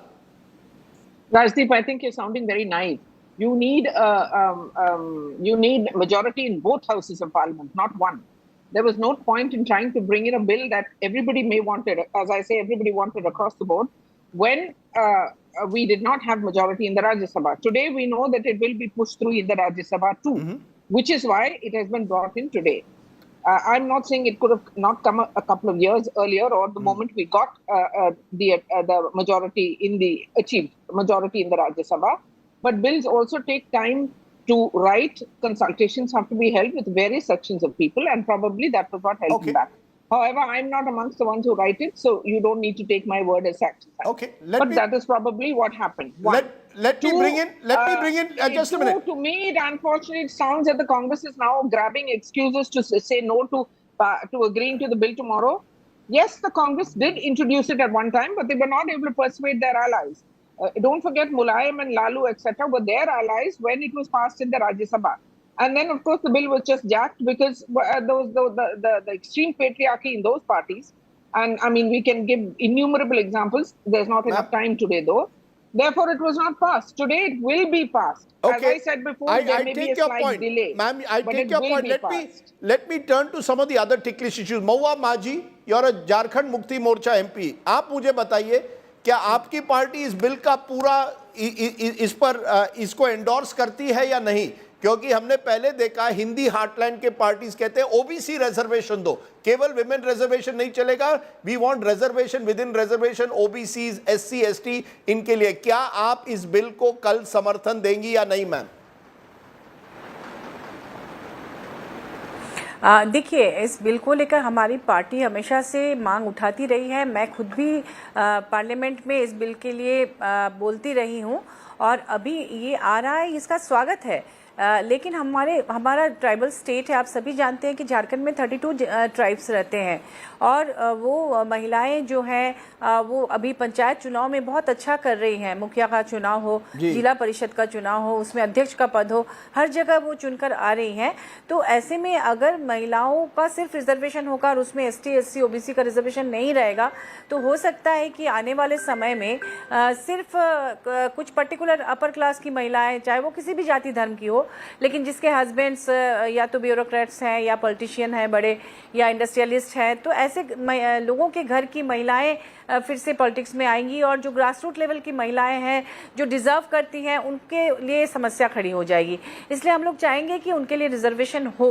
So you want a quota within a quota? तो आप साफ कह रही हैं, madam आप कह रही हैं 33% में एक कोटा चाहिए फॉर ओबीसी। मैं एक बात और कहना चाहूंगी कि हाँ बिल्कुल, और एक बात कहना चाहूँगी कि जिस समय ये इस बिल की घोषणा हुई, माननीय प्रधानमंत्री जी ने लोकसभा में बात कही तो चारों तरफ ये बात गई और खुशी की लहर भी आई। हमारे पास भी, मैं चूँकि झारखंड विमेंस कमीशन की चेयरपर्सन रही हूँ और अपनी पार्टी झारखंड मुक्ति मोर्चा की विमेन विंग की सेंट्रल प्रेसिडेंट भी रही हूँ, तो मेरे पास महिलाओं का फ़ोन आना शुरू हो गया इंटीरियर से, गाँव से, और वो लोग खुश होने लगी कि हम लोग भी इस बार चुनाव लड़ेंगे 2024 में। बहुत खुश थी वो, लेकिन तुरंत जैसे हमें पता चला कि नहीं, ये तो अभी जनगणना होगा होगा, उसके बाद फिर परिसीमन होगा और फिर होगा, इनफैक्ट मुझे लगता है 2029 से पहले ये नहीं होगा, तो वो बहुत मायूस भी हो गई। तो मैं ये कहना चाहूँगी कि माननीय मोदी जी जिस तरह से नोटबंदी की घोषणा 1 मिनट के अंदर कर देते हैं या लॉकडाउन की घोषणा करते हैं, उसी तरह से अगर महिला रिजर्वेशन बिल लाने की घोषणा उन्होंने करना चाह रहे हैं तो निश्चित रूप से इसे भी तत्काल होना चाहिए, न कि सिर्फ ये एक आप सब बाग दिखाकर। नहीं, मुझे आपकी बात okay, so I've understood, ma'am, I've understood. Most of the parties therefore are saying, at least from what I can gather, the opposition is saying implement it now. Do not wait for a census and delimitation. Interesting, because Tara Krishnaswamy, one of the feelings one got in Parliament today is the male MPs are not happy. And therefore, while the Prime Minister has been able to drive the narrative of Nari Shakti, the truth is the male MPs have been given time till 2029 to digest the implications of what happens. Where does that leave it? We are kicking the football, it appears, into the distance. Are you okay with that? First of all, it's nothing but good news that the Women's Reservation Bill has been tabled. There's no two ways about it. Could it have been tabled sooner? Absolutely, especially given the delta between the 2008 bill and this is just the delimitation and census. Surely, that didn't take this degree of consultation or warrant a special session necessarily. So it could have been tabled sooner, but here we are, and the fact that it's tabled is a good thing for women. Now, by linking it to delimitation and census, really 2 or 3 things here. One is by linking it to delimitation and census, you're pushing it out. But what you're also doing is comforting the men that the total number of male held seats may not change very much, because if the overall number of seats increase, and men today hold 543 minus about 78, close to 470 seats, they may continue to hold 470 or more seats when the total number of seats increases. So there's a certain degree of pandering to the male child that is happening, but in politics that may well ease the path. What is unclear to me is why they had to wait this long. This could have been initiated, even though they didn't have a Rajya Sabha majority. The consultations could have been initiated ahead of time so that the bill doesn't have to be tabled this late. The consultations could have happened. We know it's coming.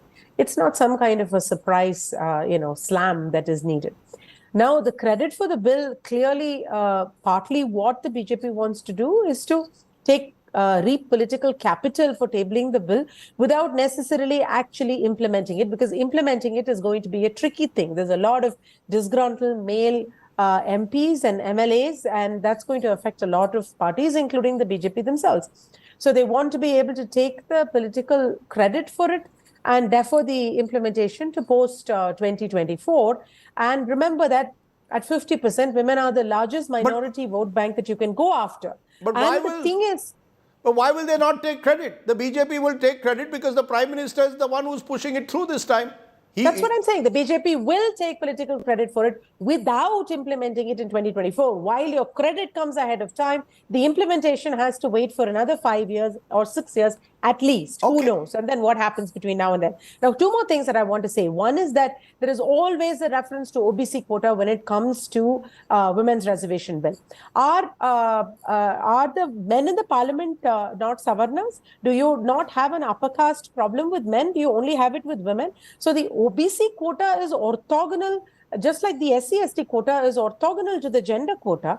And if you have an SC/ST quota, you're supposed to give tickets both to male and female SC/STs within that, which you're not doing, which is forcing a fencing of 1/3. Similarly, with the OBC quota, who is SP going to give tickets to? Not to Yadavs? Is JDU not going to give tickets to Kurmis? Are these not OBCs? And Kurmi men are OBCs? Kurmi women are also OBCs? So why is it that the gender quota alone is linked to OBC? I take your point. And the final thing I think is credit, which the real credit should go to the female voters, because we have made ourselves into a formidable vote pang that even the Prime Minister today is not able to ignore, because women are voting at a greater percentage than men, number one. Yes. Number two, they're turning the elections in so many constituencies that catering to us, and we are the largest minority at 50%. That political credit is not something he can walk away from. The clever part of it is he is not giving it to us yet, but he wants the political credit. No, the truth of the matter is, I agree with your last point. There is a new M in Indian politics. It used to be Mandir, Market, Mandal. No, it is now Mahila. That's very clear.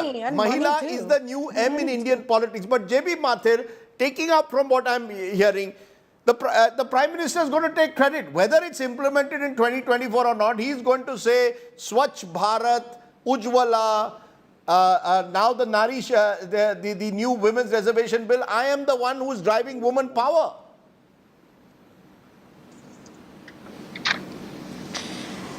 That's exactly what I was saying, Rajdeep, earlier, that Prime Minister is an ardent seller of dreams.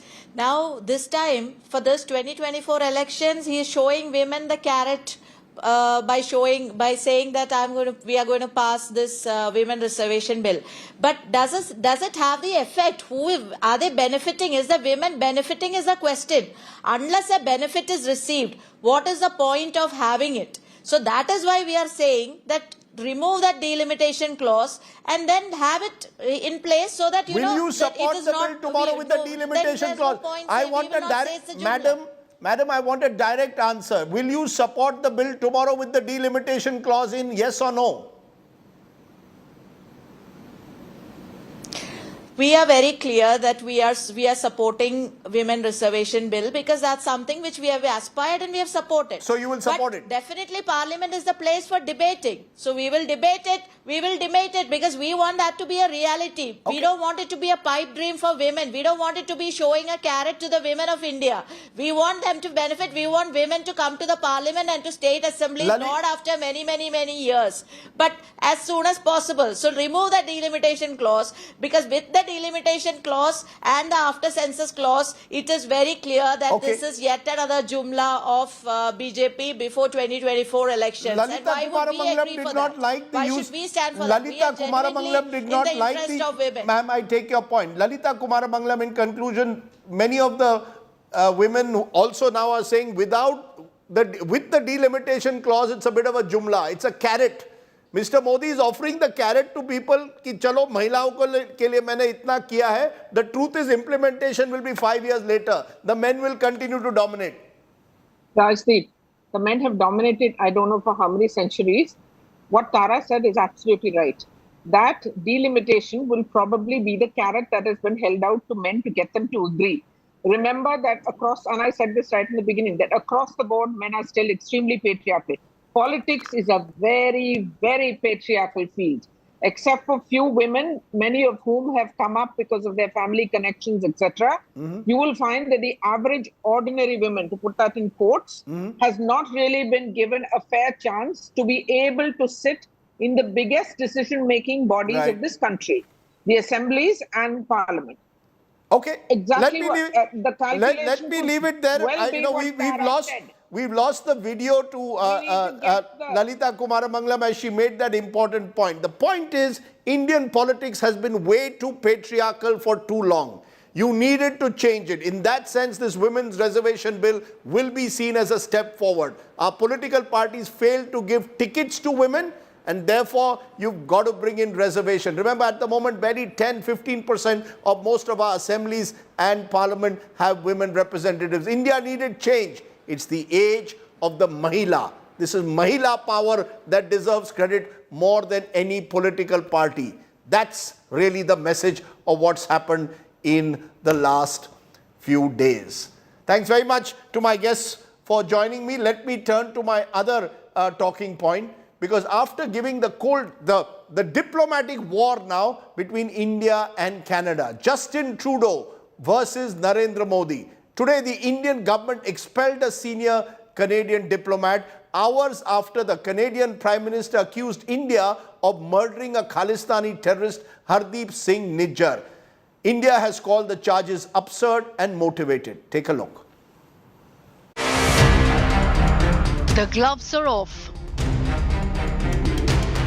Canadian Prime Minister Justin Trudeau on Monday announced in Parliament Indian agents could be behind the killing of Canadian citizen Hardeep Singh Nijjar, a Khalistani terrorist wanted in India.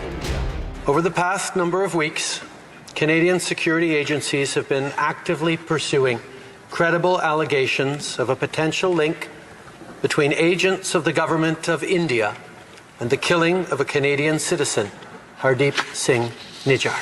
We've been clear, we will... Canada has expelled an Indian diplomat over what it calls the involvement of a foreign government in its internal affairs. Within hours of Canada's provocation, New Delhi retaliated by expelling a senior Canadian diplomat.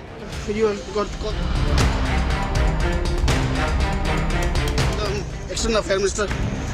Sir, you meet the... You got... External Affairs Minister.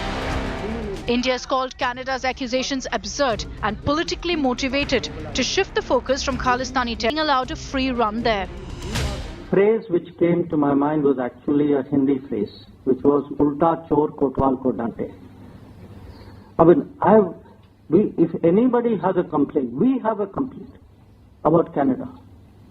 You know, what I said earlier, the space that they're giving to Khalistanis and to violent extremists. So I was very perplexed by what I heard. Nijjar, whom India had declared a wanted terrorist, was gunned down on June 18th in Surrey. The NIA had issued an arrest warrant for Nijjar, accusing him of carrying out terrorist attacks in India. Prime Minister Narendra Modi had taken up the issue of Khalistani extremists getting a voice in Canada in his bilateral meeting with Prime Minister Trudeau in Delhi on the sidelines of G20. Trudeau claims he'd discussed Nijjar's killing with the Indian Prime Minister. Canada had recently suspended negotiations for a free trade agreement with India. With the latest accusations, the already sour diplomatic relations between the two countries have hit a new low. Bureau Report, India Today. So how should India deal with this latest challenge in a way being thrown by Canada? I'm joined by Ambassador K.C. Singh, former Secretary MEA. Joining me also from Canada is Daniel Boardman, joining me from Toronto. K.C. Singh, to you first. How do you see this playing out? Do you believe that Canada has crossed a certain red line in the way in which they've been seen to be sheltering those accused of being Khalistani terrorists? Look, Rajdeep, we have to relate what happens in Punjab to what happens in Canada. There's always been a very small element amongst the Sikh diaspora which has carried this fiction in their head of a Khalistan. But Khalistan, if it has to be formed in Punjab. And here essentially from 2015 when the desecration took place. Otherwise, after Blue Star, this had all settled down. Nobody has thought of it. Anandpur Sahib resolution was forgotten. And people who created the resolution were allies of the BJP, the Akali Dal. But 2015 desecration mishandled by the Akalis is the basis of it. And even today, Gurmeet Ram Rahim, look at the way he's handled in Haryana. He's convicted a rapist, a murderer. He gets twice a year, he gets remand out of the jail. And he's treated like a VIP by the Haryana government. No, but how does that... No, but this is about... Mr. K.C. Singh, this is about Canada refusing to accede to Indian requests to extradite Khalistani terrorists. Nijjar was among the list that Amrinder Singh had submitted 2 years ago. I'll just relate it. So there is this simmering feeling which then starts in Punjab. It is no longer river waters, no longer Chandigarh, no longer land, Punjabi-speaking areas. It's essentially a feeling that the Sikhs are being persecuted because, you know, its religion is not, because the Akali Dal has not been able to handle it. Traditionally, they handled it. And then came the farmers' agitation. And who dubbed them Khalistanis? It's the union government's representatives who are calling them Khalistanis at the border. And by the end of it, there was no Khalistan. The farmers of Haryana, Punjab, UP, they worked together. And finally came Amritpal last year. Who allowed Amritpal to operate? You know, he stirred the cauldron in Punjab. So if we don't pay attention to what's happening in Punjab, you keep blaming things in... They are not going to be able to do anything. Let them hold a referendum there. Let them create a Khalistan in Vancouver, as far as we are concerned. But I agree with you. Trudeau has overplayed his hand. They are talking of credible evidence. What is the evidence? You don't start pointing a finger at a foreign country in the parliament of a nation when you really don't have any proof to show. And then what they could have done is, if they were unhappy with any diplomat, you quietly deport the diplomat, declare him persona non grata. But here he upped the ante. So he obviously playing to his domestic constituency. And their foreign minister begins by saying, you know, I must sympathize with the family of Niger, with all the friends. So it's a political game. It's a political game here, it's a political game there. Let me hold you for a moment, because Daniel Boardman, is that what it is there in Toronto, a political game? You've got Mr. Trudeau, who's dependent on some of these more extreme elements for his political future, his political existence. He's playing to the gallery. We have, you know, he has in a way been seen to almost flirt with these elements. Yeah, this is Justin Trudeau's MO. There have been reports. Listen, I personally know of staffers, so not elected officials, but I know people who have told me staffers of high-ranking Liberal officials are open Air India conspiracy theorists. They think the Indian government blew up the plane. So I know those people exist within the Liberal Party. They're in a coalition with the NDP. We all know Jagmeet Singh's views on Khalistan. He's not allowed in your country. So you could say, yeah, vote bank politics. They want the Khalistani vote, or the money running through the Khalistanis and this and that. And to an extent, that might be true. I think you're also underestimating the sort of ideological element to Justin Trudeau that we live with here. Justin Trudeau might not be the smartest man in the world, but he does believe what he thinks. He does, he does do what what his ideology purports, and it is this sort of intersectional leftism. I think the global term we'd all understand would be woke, and for whatever reason, under wokeness or intersectionality, India or Hindu loses to Khalistani or Muslim Brotherhood. So there is this anti-Indian element within the academia, within our experts, in the same way the anti-Israel stuff manifests here in the West too. So I do think his inner circle is sort of these we'll say left-wing academic intersectional types who have these sort of warped views of India and all these India conspiracies. So I think this does sort of influence his decision-making, because I don't believe for a second this is about Canadian national security, because we've seen evidence recently of Chinese foreign diplomats in Canada. It's a huge scandal where there's a Chinese diplomat threatening the family of a sitting Canadian official.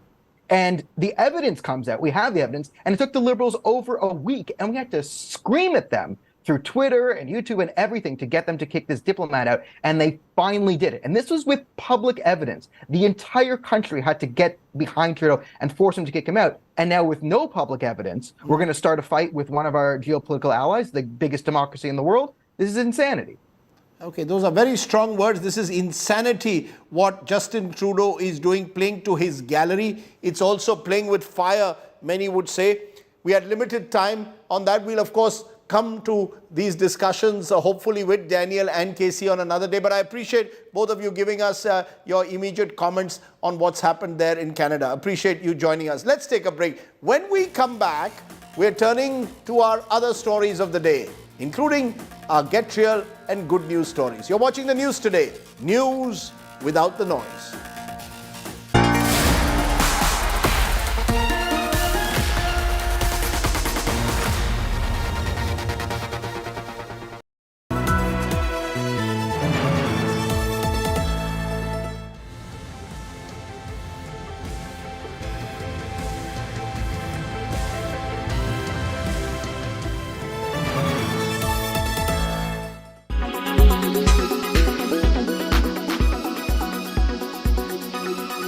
आरक्षण 1989 में जब राजीव जी प्रधानमंत्री थे, तब स्थानीय निकायों के चुनाव में उन्होंने 1/3 आरक्षण महिलाओं के लिए सुनिश्चित किया था। तत्पश्चात कांग्रेस की सरकारों ने लगातार प्रयास किया कि महिला आरक्षण का बिल पास हो, कानून बने। लोकसभा एवं विधानसभाओं के लिए भी 1/3 आरक्षण के लिए डॉक्टर मनमोहन सिंह की सरकार के वक्त जो ये बिल आया, वो आज तक जीवित है, आज तक जीवित है। माननीय अधीर रंजन जी ने जो कहा वो फैक्चुअली इनकरेक्ट है कि पुराना बिल अभी भी जीवित है। मेरी स्पष्ट जानकारी है कि पुराना बिल लैप्स कर गया है। अधीर रंजन जी ने जो कहा है उसके समर्थन में उनके पास कोई डॉक्यूमेंट है तो टेबल पर रखने चाहिए। एक, या तो उन्होंने स्टेटमेंट विड्रॉ करना चाहिए। दूसरा, उन्होंने कहा कि इस बिल को लोकसभा ने भी कभी पारित किया था राजीव गांधी जी के समय में, कभी नहीं हुआ है। माननीय अध्यक्ष जी, लोकसभा में जो बिल पारित होता है, अगर राज्यसभा उसको पारित नहीं करती है और लोकसभा का कार्यकाल समाप्त होता है तो वो बिल अपने आप लैप्स हो जाता है। मैं मानता हूं कि इस चीज को स्पष्टता करनी चाहिए और माननीय अध्यक्ष जी, अगर उनके पास अलग जानकारी है तो सदन के टेबल पर रखनी चाहिए।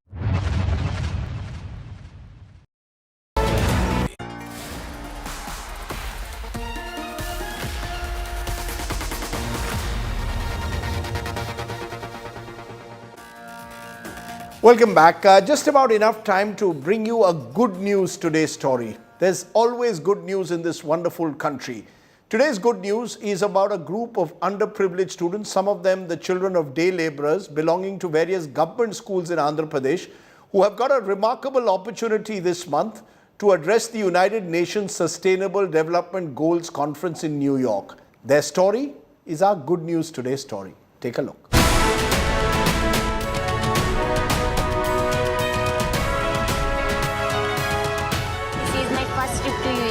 Participating in the SDG summit. This is the first time to sit in United Nations General Assembly Hall.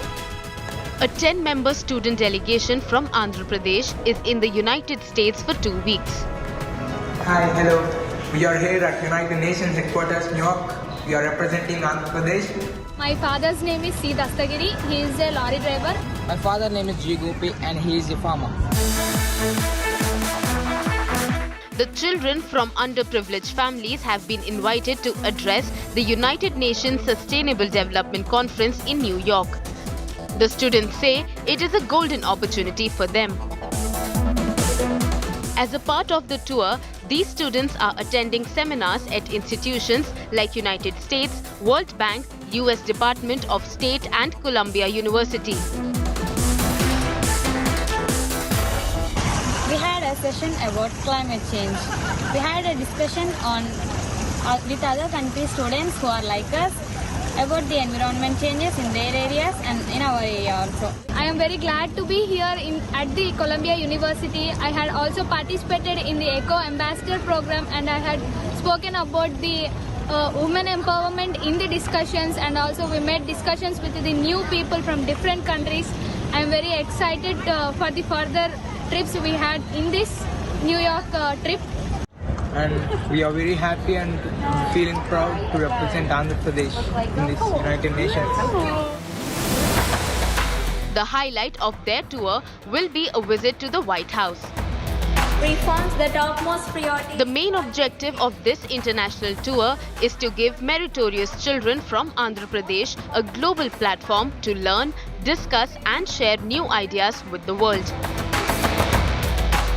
Bureau Report, India Today.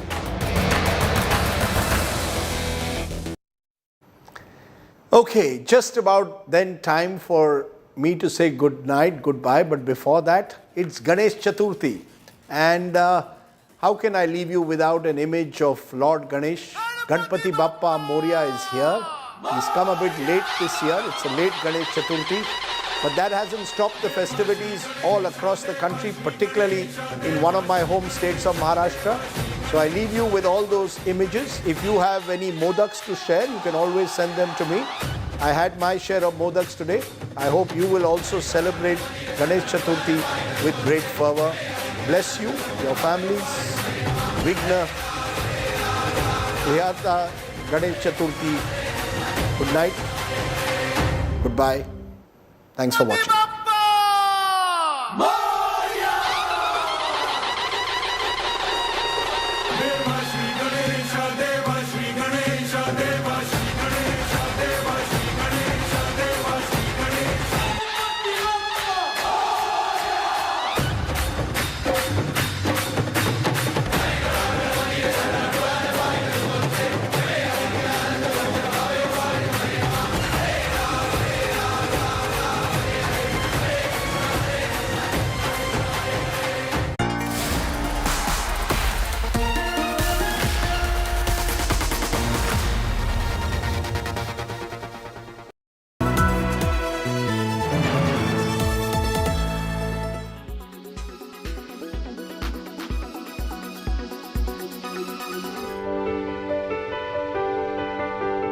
28 months went into building this monumental narrative.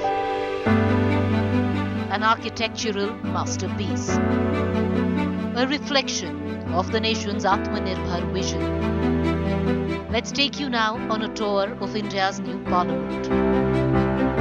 The House of the People, our new Lok Sabha. Larger and grander. 888 seats, almost 300 more than the old chamber. This is the brand new Rajya Sabha, bigger, more spacious.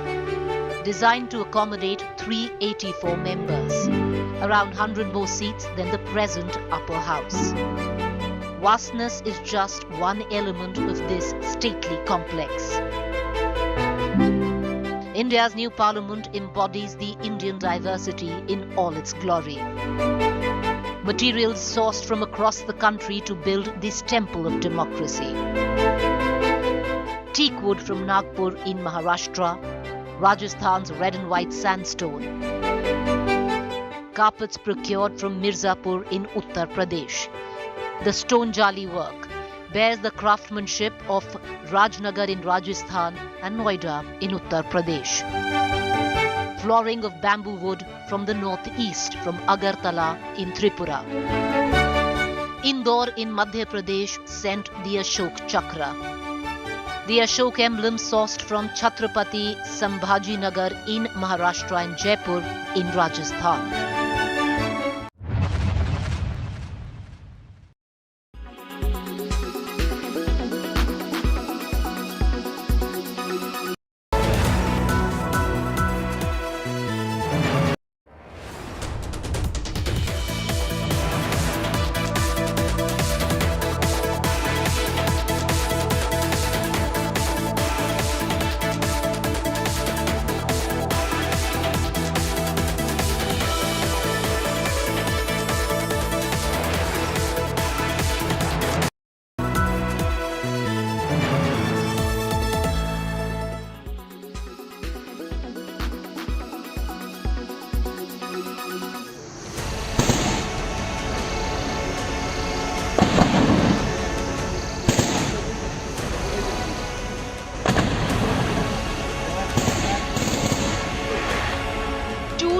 Terrorists are still believed to be holed up in the forest of Kokarnag.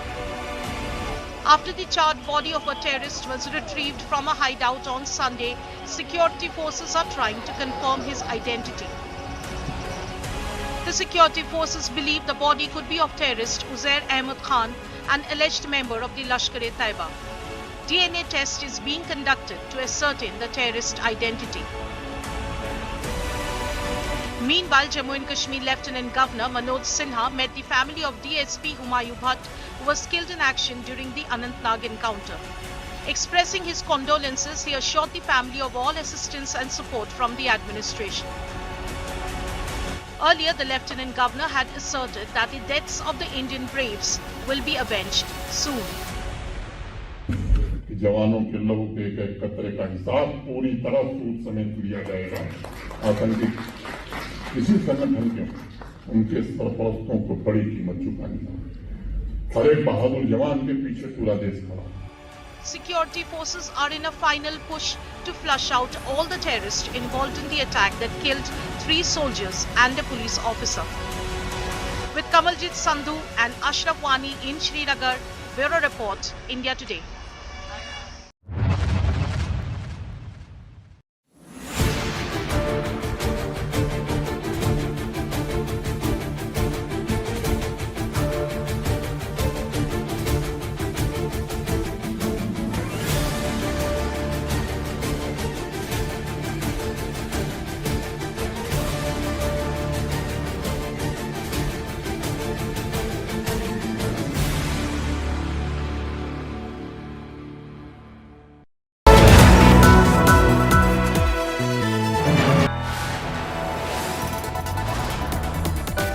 Watching India Today, powered by Finest, Be Sustainable Change, a BNP Group company.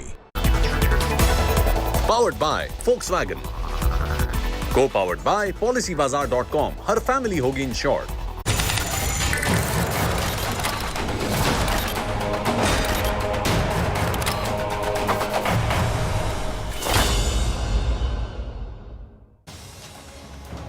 There is massive outrage over a distorted map of India put out by a Canadian Punjabi singer, Shubh. Shubh has shared a distorted map of India, and this map did not show Jammu and Kashmir, Punjab and the Northeast as part of India. And Pray for Punjab was written alongside a distorted map picture. Canadian Punjabi singer Shubh is now in the eye of a storm. In fact, cricketer Virat Kohli has unfollowed this Canadian Punjabi singer Shubh. India is up in arms. Canada's inaction against Khalistan terror supporters and Canadian Prime Minister Justin Trudeau blaming India, claiming there are credible allegations of a potential link between agents of India and the killing of Khalistan terror backer Hardeep Singh Nijjar. And then you have a Canadian Punjabi singer sharing a distorted map of India. This singer has a number of concerts in India. So they want to make money in India through concerts and yet want to share distorted maps of India that do not show Jammu and Kashmir, Punjab or the northeastern states as part of India. Is this acceptable, or India finally saying enough is enough? I'm Gaurav Sawant. We get to the latest on this big story, but first as always the headlines on India First. Historic women's quota bill to bring 33% reservation for women in Lok Sabha and state assemblies introduced in the new parliament.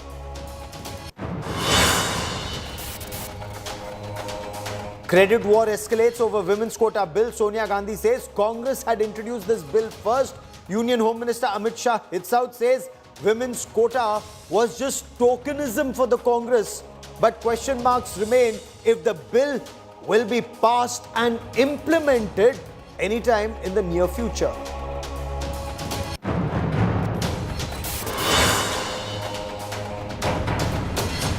And India has finally transitioned to the new parliament with a symbolic march led by Prime Minister Narendra Modi to the new Sansad, the old parliament now to be called Samvidhan Sadan.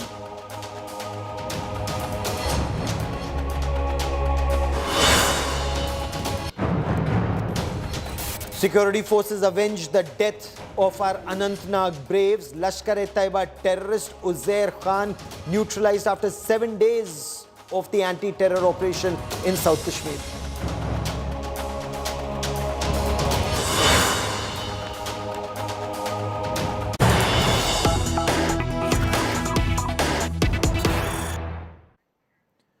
But I want to focus again on this distorted map of India, an image of the distorted map that was shared by Canadian Punjabi singer Shubh. And this map did not show, this picture did not show Jammu and Kashmir, Punjab and the Northeast as parts of India. And the caption was Pray for Punjab, that was written alongside the distorted map picture. Of course, there was massive outrage when this map, when this picture was put out, and after the outrage, Shubh deleted that picture but put out that message again, Pray for Punjab. But the Canadian Punjabi singer Shubh is in the eye of a storm. In fact, cricketers, not just Virat Kohli but several others have unfollowed this Canadian Punjabi singer Shubh. KL Rahul and Hardik Pandya, we are told, have also unfollowed the Canadian Punjabi singer. But that's not all. There is a massive clamour to cancel Shubh concerts in India. One of the main advertisers, Boat has withdrawn its advertising for the Shubh concert. And this singer is scheduled to have multiple concerts, not just in Mumbai, but across multiple cities. By some accounts, he wants to have 12 concerts in India in several cities, including in Mumbai, in Bengaluru, in Hyderabad, and one in the Delhi NCR region. Before I get you more on the story and get you the latest from our reporters, let me bring you this report.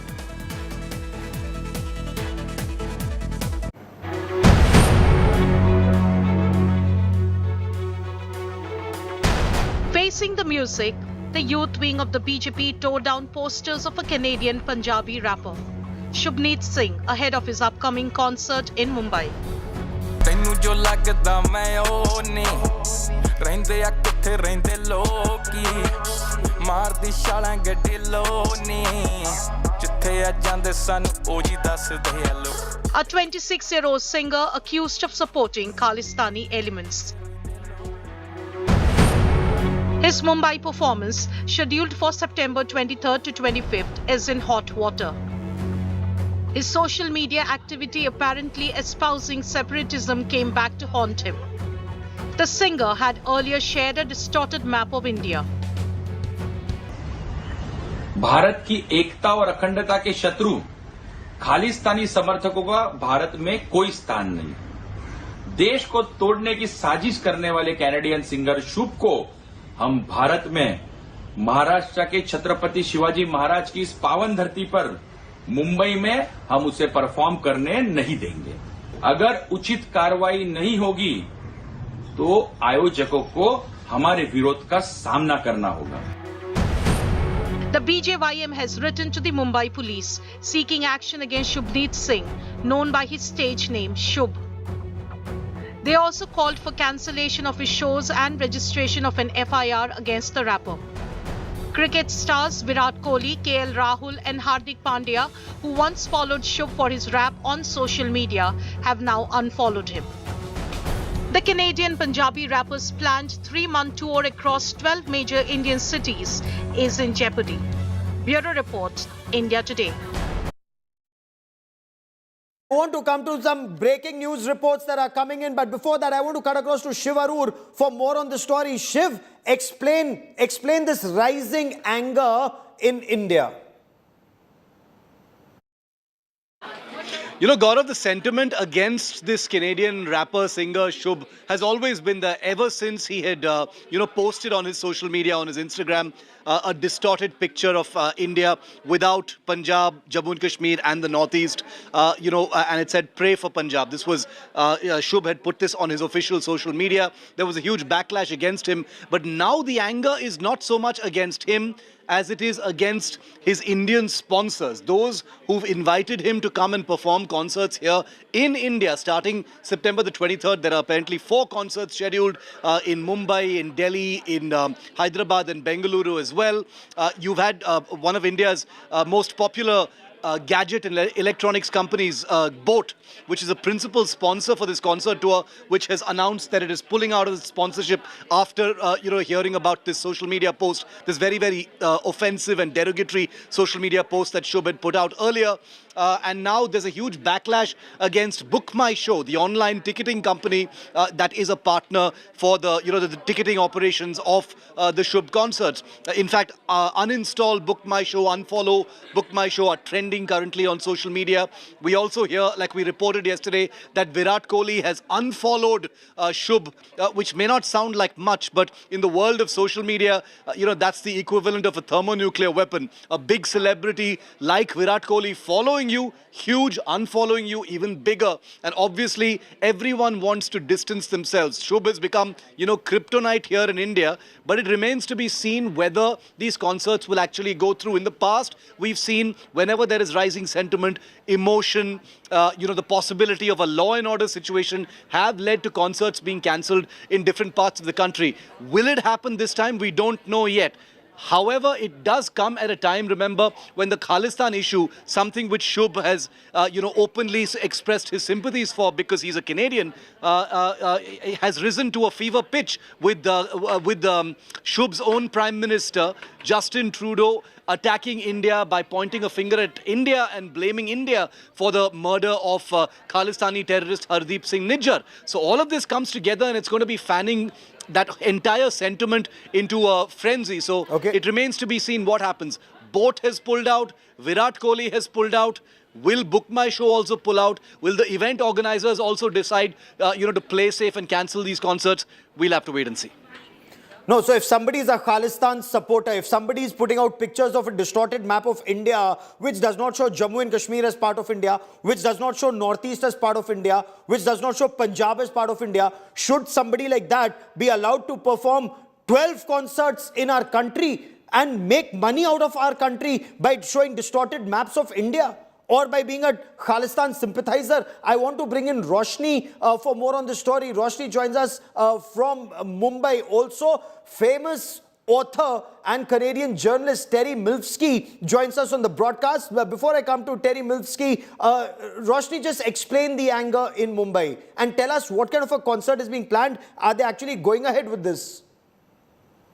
Absolutely. This has been noticed that after his distorted map picture has been going viral, and tremendous outrage in the people that has been noticed. People have been showing their anger by on Twitter hashtagging he's out about the anger. Also in Mumbai, it has been noticed that he was supposed to perform on a cruise from September 23rd to 25th, but now since the Bharatiya Janata Yuva Morcha has been extending their anger and even have filed FIR against him for posting such an image of map where there has been that has been showing that omitting Punjab, Kashmir, Jammu and the Northeast has been really disheartening for them as well, because if you're coming to Mumbai, performing, asking people to watch you, and then you are posting something like that is extremely heartbreaking for them as well. Roshni, stay with me for a moment. I want to bring in Terry Milvsky into this conversation, and Terry is the author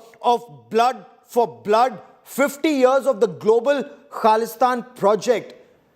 Terry Milvsky, as always, welcome on India Today, sir. Sir, even as we speak, there is breaking news that's coming in that Canada has issued a travel advisory. Canada does not want its citizens to travel to India and does not want any non-essential travel to India. What do you make of this provocation by Justin Trudeau, and what do you make of his statement, sir? I would say get used to it, because now we're at the beginning of a whole series of provocations. You've seen the Shubh map, you've seen the travel warning for Canadians traveling to India. There is going to be a bare knuckles brawl now between the two countries as a result of Trudeau's statement yesterday that he figures he has evidence that India has been sending hit squads out and has committed murder on Canadian soil. So far, the real issue is the hole in the heart of what Trudeau said, the whole being the complete lack of evidence. The evidence has been lacking ever since June the 18th, when Hardeep Nijjar was gunned down. At the time, the Khalistani movement in Canada and elsewhere said, oh, the Indians did it, because apparently a series of 3 Khalistani leaders died at various places around the world. There was no connection. There was no evidence that India was involved, but they treated it as an article of faith. It's like old-time religion. You had to believe it. All the Khalistanis were singing from the same song sheet. Now they're going to be stepping it up. And you've seen 2 different ways, the travel warning, the Shubh map. You'll see lots of other ways where they'll manage to keep up the heat for the lack of evidence, because they've got to cover up that lack of evidence is the problem. The problem is Trudeau needs to come across and say, well, does he have the goods? Does he have hard evidence to show that India was involved in this? And if so, where is it? And if he won't show it, and he says, oh, well, it's classified, I can't talk about it, I mustn't interfere with the investigation. Well, he just did interfere with the investigation by making this announcement, didn't he? In fact, that's the results of the investigation. And here's That's the point I'm coming to. When the Prime Minister of a country, midway through investigations, because if investigations are not over, talks about things like that is credible allegation. So it's a credible allegation, no, not evidence of a potential link, which would mean a link hasn't been established. Does this indicate that Justin Trudeau, 1, has jumped the gun? 2, in your appreciation, why would he do so? Well, he's jumping the gun, yes, and the answer to why would he do it is because he's in a big hole. He's down in the polls, way down in the polls. If there were an election held tomorrow, there won't be, but if there were, then the Conservatives would almost certainly win it. And he's facing a tiredness on the part of Canadians that he's had his turn. It's time for a change.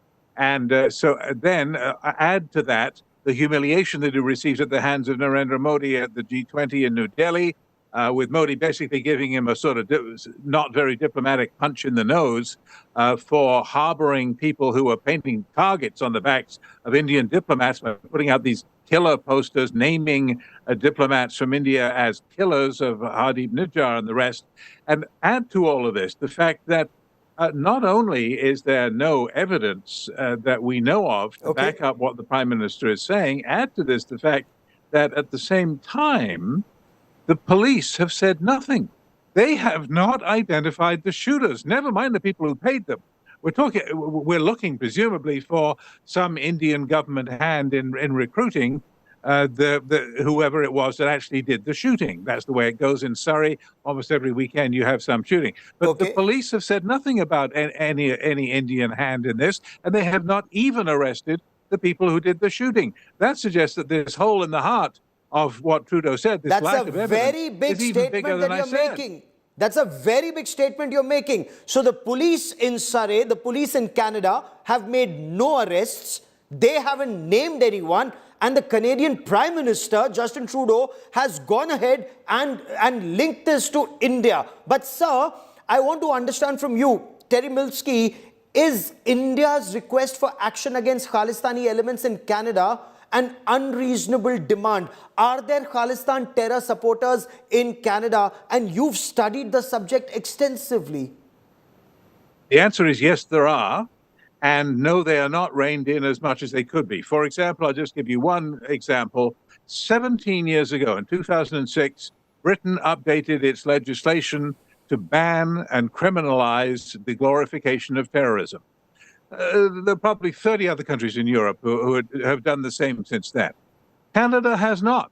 So it is completely normal and legal in Canada to praise and exalt and to glorify the Air India bomber, no less. The Kanishka bomber, Telvida Parmar, killed 331 innocent civilians by blowing up a plane. To put him up on the wall of a Gurdwara, a life-size glorious portrait with ceremonial sword, ornate turban, the works. It's completely normal and legal in Canada to parade through the streets of Toronto on the back of a truck with a life-size diorama celebrating the assassination of Indira Gandhi in 1984. It's legal and it's normal in Canada to have these posters identifying the names and the pictures of diplomats. We want you to go and get these guys, and we're going to call them killers and offer rewards of $10,000 for the home addresses of these diplomats that we want you to go and get. All of this is normal and legal. The glorification of terrorism is legal in Canada. It must not be. That's one giant step that Canada could take and still hasn't. But why hasn't Canada taken this step? Because I want to understand from you, anywhere in the civilized world, there'd be anger and outrage if somebody were to say that planes would fall off the skies and then go ahead and kill 50,000 Hindus, and yet somebody like that would be shielded in Canada, and not just Justin Trudeau, but as you've written in your book, by Pierre Trudeau failing to hand over the suspects before that bombing took place. Didn't India warn Canada? So there's a long history of this. Oh, yeah, and it's as bad as you make it sound. It's actually worse. I mean, don't get me started on this. The specific and timely, urgent warnings came in, weeks before the Air India bombing. The CSIS officers, the intelligence officers of the Canadian government, actually followed them into the woods for a test bombing 3 weeks before the real thing. And in Toronto, they received a telex from Air India saying, look, we're getting all kinds of intelligence and threats. They're going to try to smuggle a bomb in the luggage on one of our planes. We've got to have airtight baggage security. What happened? The RCMP, the Royal Canadian Mounted Police, put it on a shelf. They didn't do anything about it. Nothing at all. They ignored it. And said, well, those Indians, they're just looking for more free security. We've heard it all before. They didn't take it seriously. So it's actually worse than you say. So it's not all Trudeau's fault, and it's not clear to me that the Conservatives are going to be vastly different if they took power. Fact of the matter is that the Khalistani element in Canada is powerful, disciplined, well-organized, and plugged into politics. They've been doing a great job, and they're going to keep it up now. They're going to step it up now in order to back up Trudeau with this latest risk that he has taken, that he's going to be exposed as saying more than he really should have. That's the point I was coming to. Is there merit then that Prime Minister Justin Trudeau of Canada is doing this for vote bank politics. Is that your reading of Justin Trudeau's actions? And does the Khalistan terror support vote bank actually see him back to power like it did in 2018? The vote bank politics is baked into the governing Liberal Party of Canada, and it has been for years, long before Trudeau, as a matter of fact. It's so baked in that they completely used to believing what they are told by Khalistani propagandists in politics and choosing to run as candidates. For example, in Vancouver, there was a famous case where the Liberal Party members of the district selected a secular moderate Sikh candidate to take the seat once held by Ujjwal Dosanjh. Yes. And the party brass came along and said, no, we want one that's endorsed by the World Sikh Organization, which is a separatist group. And they overrode their own membership in order to install him as a candidate. And he became eventually Haji Sajjan, the defense minister. So Yes. This kind of day-to-day accommodation and pandering to the Khalistanis is baked into the Liberal Party, and don't think for a minute that it's completely absent from the Conservative Party as well. And it's certainly present in the small party, which, as you well know, sustains the Trudeau Liberals in power, namely the NDP, which is led by Jagmeet Singh, who's a lifelong Khalistani sympathizer. So, Justin Trudeau also reached out to the US, he reached out to UK. What is Canada's reading of the response by either G7 countries or Five Eye countries?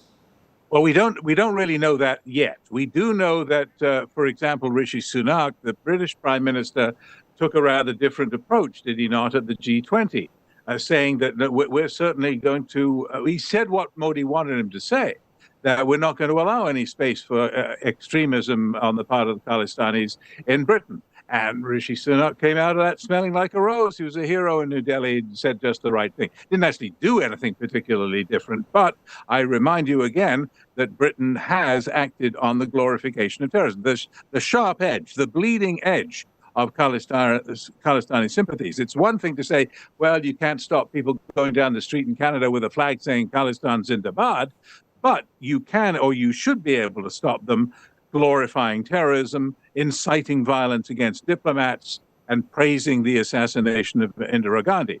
So I think that what's going to happen now is you'll hear a bare-knuckle brawl, really. Okay. The absence of diplomacy in favor of bare-knuckle politics as India and Canada duke it out over this.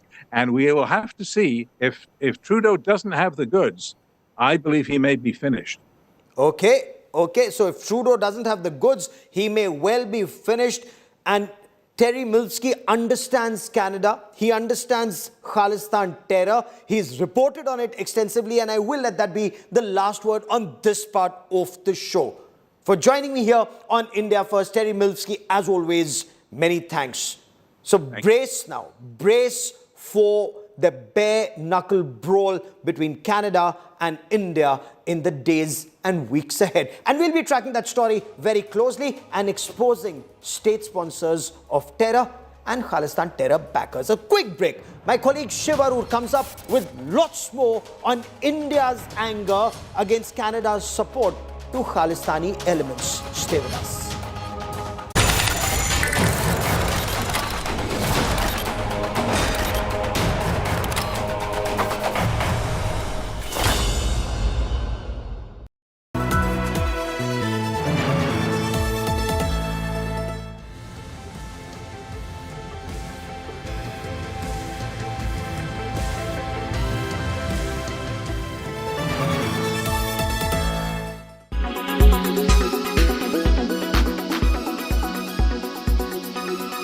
आरक्षण 1989 में जब राजीव जी प्रधानमंत्री थे तब स्थानीय निकायों के चुनाव में उन्होंने 1/3 आरक्षण महिलाओं के लिए सुनिश्चित किया था।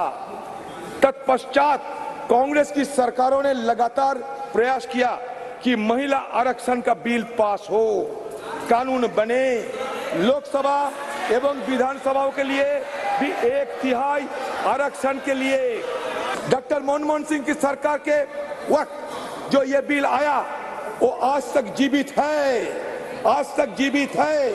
माननीय अधीर रंजन जी ने जो कहा वो फैक्चुअली इनकरेक्ट है कि पुराना बिल अभी भी जीवित है। मेरी स्पष्ट जानकारी है कि पुराना बिल लैप्स कर गया है। अधीर रंजन जी ने जो कहा है उसके समर्थन में उनके पास कोई डॉक्यूमेंट है तो टेबल पर रखने चाहिए। एक, या तो उन्होंने स्टेटमेंट विड्रॉ करना चाहिए। दूसरा, उन्होंने कहा कि इस बिल को लोकसभा ने भी कभी पारित किया था राजीव गांधी जी के समय में, कभी नहीं हुआ है। माननीय अध्यक्ष जी, लोकसभा में जो बिल पारित होता है, अगर राज्यसभा उसको पारित नहीं करती है और लोकसभा का कार्यकाल समाप्त होता है तो वो बिल अपने आप लैप्स हो जाता है। मैं मानता हूं कि इस चीज को स्पष्टता करनी चाहिए और माननीय अध्यक्ष जी, अगर उनके पास अलग जानकारी है तो सदन के टेबल पर रखनी चाहिए। Now, months ago, when the new Parliament building was unveiled, when you had the inauguration by the Prime Minister in that grand puja, there was a lot of talk about a symbol of sovereignty and transfer of power in the times of the Chola Empire, which was revived. I'm referring to the Sengol. And here's a look at the journey of the Sengol. It's been much debated, but what exactly is the story behind this artifact? Long years ago, we made a tryst with destiny. And now the time comes when we shall redeem our pledge, not wholly or in full measure, but very substantially. At the stroke of the midnight hour, when the world sleeps, India will awake to life and freedom. This landmark tryst carries a backstory. A backstory rarely told. A backstory that dates back to the Chola Empire, a Tamil dynasty that originated in the Kaveri Valley and ruled the region for over 500 years until the 13th century. Just before the Union Jack came down and 300 years of British rule ended. The transfer of power was emblematically encapsulated in the Tamil ceremony. Priests from prominent Tamil mutts carried a 5-foot scepter, sprinkled it with holy water, and handed it to Pandit Nehru at his Delhi home at sunset on August 14th. This wasn't an ordinary symbol of sovereignty. Called Sengol, derived from the Sanskrit word shankh or a conch, surmounted by a carving of Nandi, Shiva's sacred bull. The golden staff, made by craftsmen in what was then called Madras, was modelled after the wand that the Chola kings would hand to their successors. The choice wasn't random. It was the outcome of deep thoughts and research. Pandit Nehru turned to freedom fighter C. Rajagopalachari for suggestions regarding a symbol for the transfer of power from the British to the Indians. Rajagopalachari found the answer in history. He contacted a leading mutt down south to create the Sengol of the Chola tradition.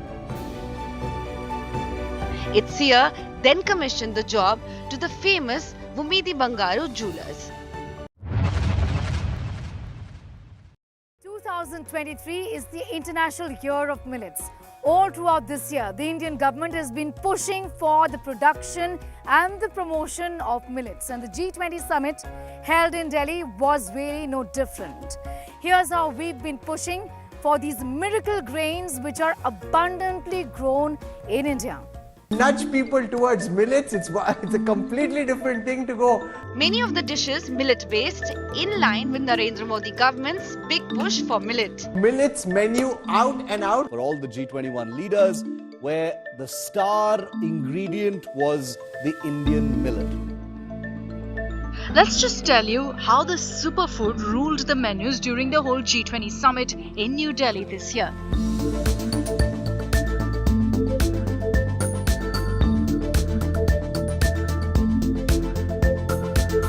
India served millet to world leaders at a gala dinner at the end of the first day of the G20 Leaders Summit in New Delhi. The dinner, hosted by the President Draupadi Murmu, involved 3 courses of vegetarian food that celebrated an autumn season of abundance with different kinds of millet.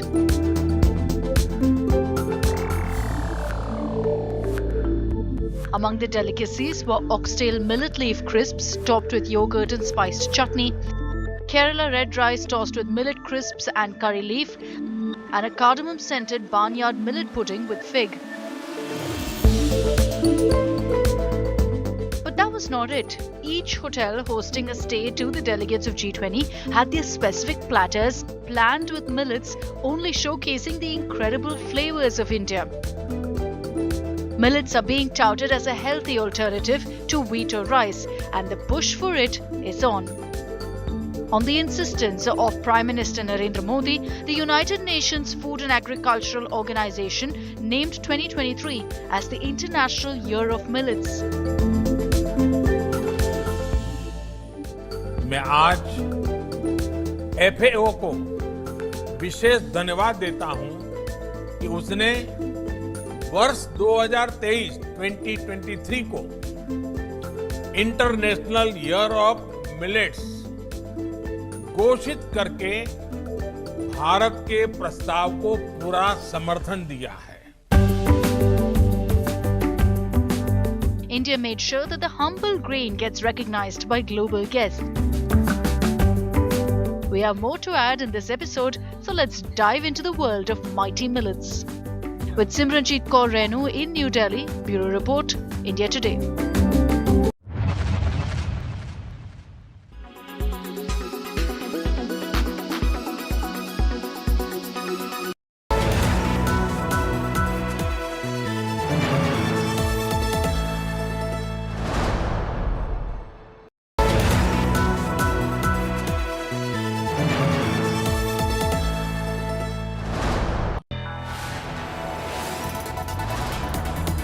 You are watching India Today, powered by Finest, Be Sustainable Change, a BNP Group company. Big allegation by the Canadian Prime Minister against India set this morning's news agenda. He stood up in Parliament and he said the death of Canadian Sikh leader Hardeep Singh Nijjar, who is a commander of the Khalistan Commando Force. He's a terrorist. Plain and simple, not by anyone's imagination, but by several different countries. A terrorist was named and defended by the Canadian Prime Minister in order to point a finger at India. If you missed the story, here it is. The gloves are off. Canadian Prime Minister Justin Trudeau on Monday announced in Parliament Indian agents could be behind the killing of Canadian citizen Hardeep Singh Nijjar, a Khalistani terrorist wanted in India. Over the past number of weeks, Canadian security agencies have been actively pursuing credible allegations of a potential link between agents of the government of India and the killing of a Canadian citizen, Hardeep Singh Nijjar. We've been clear, Canada has expelled an Indian diplomat over what it calls the involvement of a foreign government in its internal affairs. Within hours of Canada's provocation, New Delhi retaliated by expelling a senior Canadian diplomat.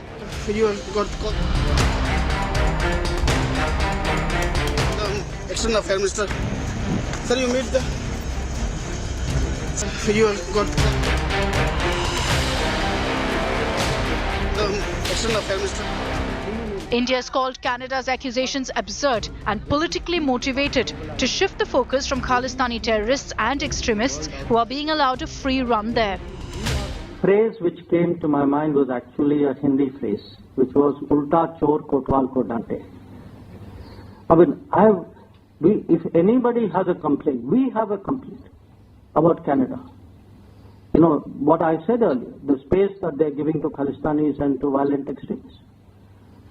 So I was very perplexed by what I heard. Nijjar, whom India had declared a wanted terrorist, was gunned down on June 18th in Surrey. The NIA had issued an arrest warrant for Nijjar, accusing him of carrying out terrorist attacks in India. Prime Minister Narendra Modi had taken up the issue of Khalistani extremists getting a voice in Canada in his bilateral meeting with Prime Minister Trudeau in Delhi on the sidelines of G20. Trudeau claims he discussed Niger's killing with the Indian Prime Minister. Canada had recently suspended negotiations for a free trade agreement with India.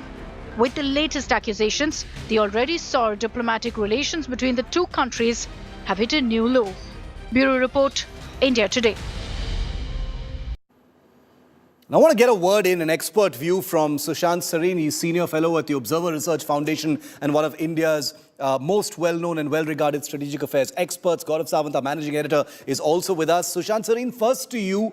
I've been following some of the things you've been saying on social media since the story broke.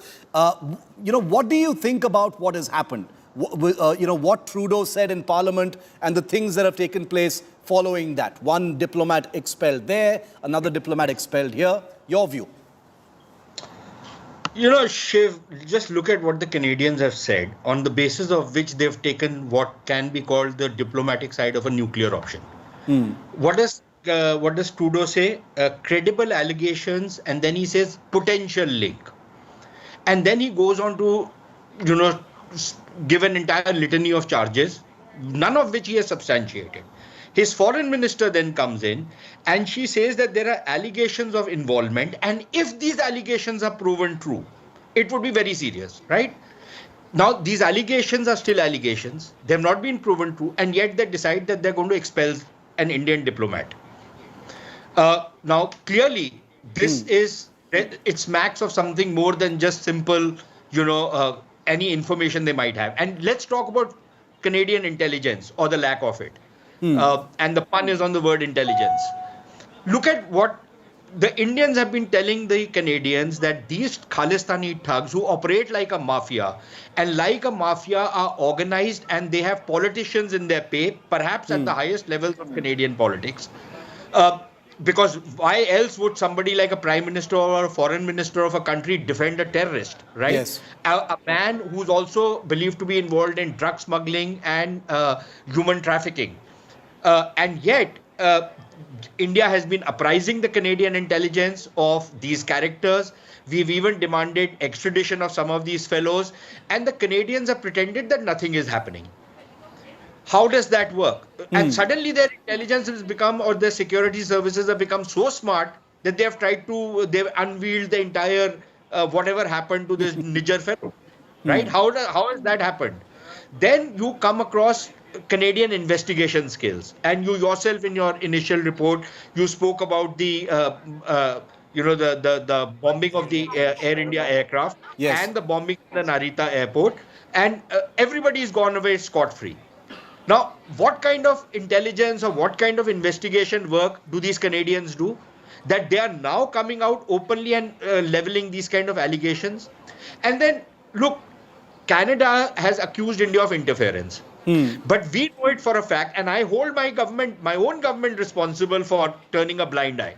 Yes. There has been money which has been funneled from Canada into India to fund political agitation in India, to fund political parties in India. Isn't that political interference?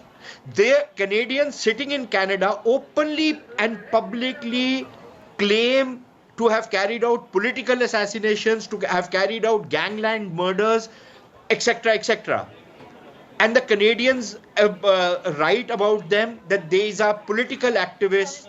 This is freedom of speech and conscience. Indeed, yes. Would the Canadian authorities allow Al-Qaeda sympathizers to take out floats glorifying and eulogizing the 9/11 attackers? Very, very true. Very true. This is freedom of conscience and freedom of speech only when it is about killing Indians and Hindus? Let's talk about Canadian security services. There have been open threats against Indian diplomats. They have asked for their addresses. This is what Pakistanis do. When the Pakistanis were trying to get even with the American diplomats, they would name American diplomats, they would give their addresses, paint a target on their back. The Canadian have allowed this to go unanswered. They have allowed the vandalization of Hindu temples, the defiling of Hindu temples, and the defiling of the Indian High Commission to go unanswered. Threats have been issued against Canadian citizens. Absolutely. And against Indian diplomats and the Canadians have not acted on it. That is not hate speech for Mr. Trudeau and his foreign minister. I want to just bring Gaurav in, Mr. Sareen, for a moment, because you rightly talked about how the Indian government also needs to be asked questions in this case. Gaurav, multiple dossiers have been provided. The External Affairs Ministry statement suggests that Prime Minister Modi, in fact, may have brought this up, with Trudeau directly during that G20 pull aside as well. A tit-for-tat action being taken by the Indian government. But is this likely to escalate further? It certainly is expected to escalate, Shiv. India has been more than kind with Justin Trudeau. Of course, India has given Justin Trudeau the cold shoulder. Even when he came to India in 2018 and stayed here for a week, it was virtually outstaying his hospitality even that time. But you remember all that song and dance and wearing traditional Indian clothes and dancing like in a wedding. Justin Trudeau did all of that. But that didn't cut ice with government of India because of Justin Trudeau's support to Khalistani elements, and the Narendra Modi government has been very firm from day one. Yes, we want great relationship with Canada. Yes, we want to move forward on the trade agreement. At the same time, we do not want Khalistanis in Canada spewing venom against India in the name of free speech and also trying to break India's sovereignty and Justin Trudeau government encouraging a secessionist movement. Shiv, that tableau showing the assassination of late Prime Minister Indira Gandhi at Brampton. In any civilized society, heads would have rolled for such a tableau. But in Canada, Justin Trudeau has actually tried to pass it off as free speech. If this is free speech, Shiv, and that inaction against Karima Baloch's killers, it just shows when these so-called liberals and Islamists come together, it's a very lethal cocktail. And India's actually warned Canada that this lethal cocktail will have dangerous ramifications for Canada. And we are seeing what's happening there. Viewer, I have a list in front of me, and this is exclusive to India Today, of 12 gangsters, Khalistanis and terrorists who are all hiding abroad. And out of these 12, 9 of them are currently enjoying a life of freedom in Canada. This is including Goldie Brar, the famous Goldie Brar, who was in the Moosewala murder, Lakhbir Singh alias Landa, Sukhdul Singh alias Sukha, Arshdeep Singh alias Arsh Dalla, Satvir Singh Waring alias Sam Abohar, Charanjit Singh alias Rinku Bhila, Sanavar Dhillon, and Gurpinder Singh alias Baba. So 9 of the 12 people, and I want to come back to Sushant Sareen on this and the larger picture. Sushant, I want to know, the information is there, the data is there, it's beyond proven that Canada has become a kind of safe haven. Before I go to Sushant, let me just bring in the reporter who broke this story, Arvind Oja. I believe we have him live. Sushant, I'll come right back to you. Arvind, 12 नाम है इस list पे, 9 नाम अभी भी Canada में हैं, Canada में लाइफ जी रहे हैं.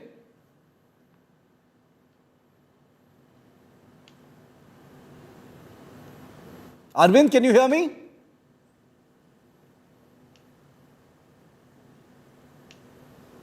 Arvind, can you hear me? Okay, we'll go back to Arvind in just a moment. Sushant, while we wait for our reporter, I'll come to you on that. This is just one more page, as it were. In a long list of evidence and proof and names that have so far proven pretty futile in terms of expecting any action from the Canadian side. Now, for reasons mysterious to us, many Khalistanis have been dropping like flies, including Nijjar himself 3 months ago. But I want to ask a bigger question, because it's not about 1 or 2 guys, mysteriously dying somewhere. What more action can be taken? Because I think that's what the real question needs to be right now. It's not about a dozen gangsters here or there. It's about making sure a real message is sent. Shiv, number one, it's not just about a dozen gangsters. This is like Dawood Ibrahim in Karachi and all these gangsters in Canada, right? There is now a clear, linkage you can draw between Canada and Karachi. And frankly, that is something which you cannot afford to ignore because of the nexus between terrorism, between drug running, between these criminal gangs.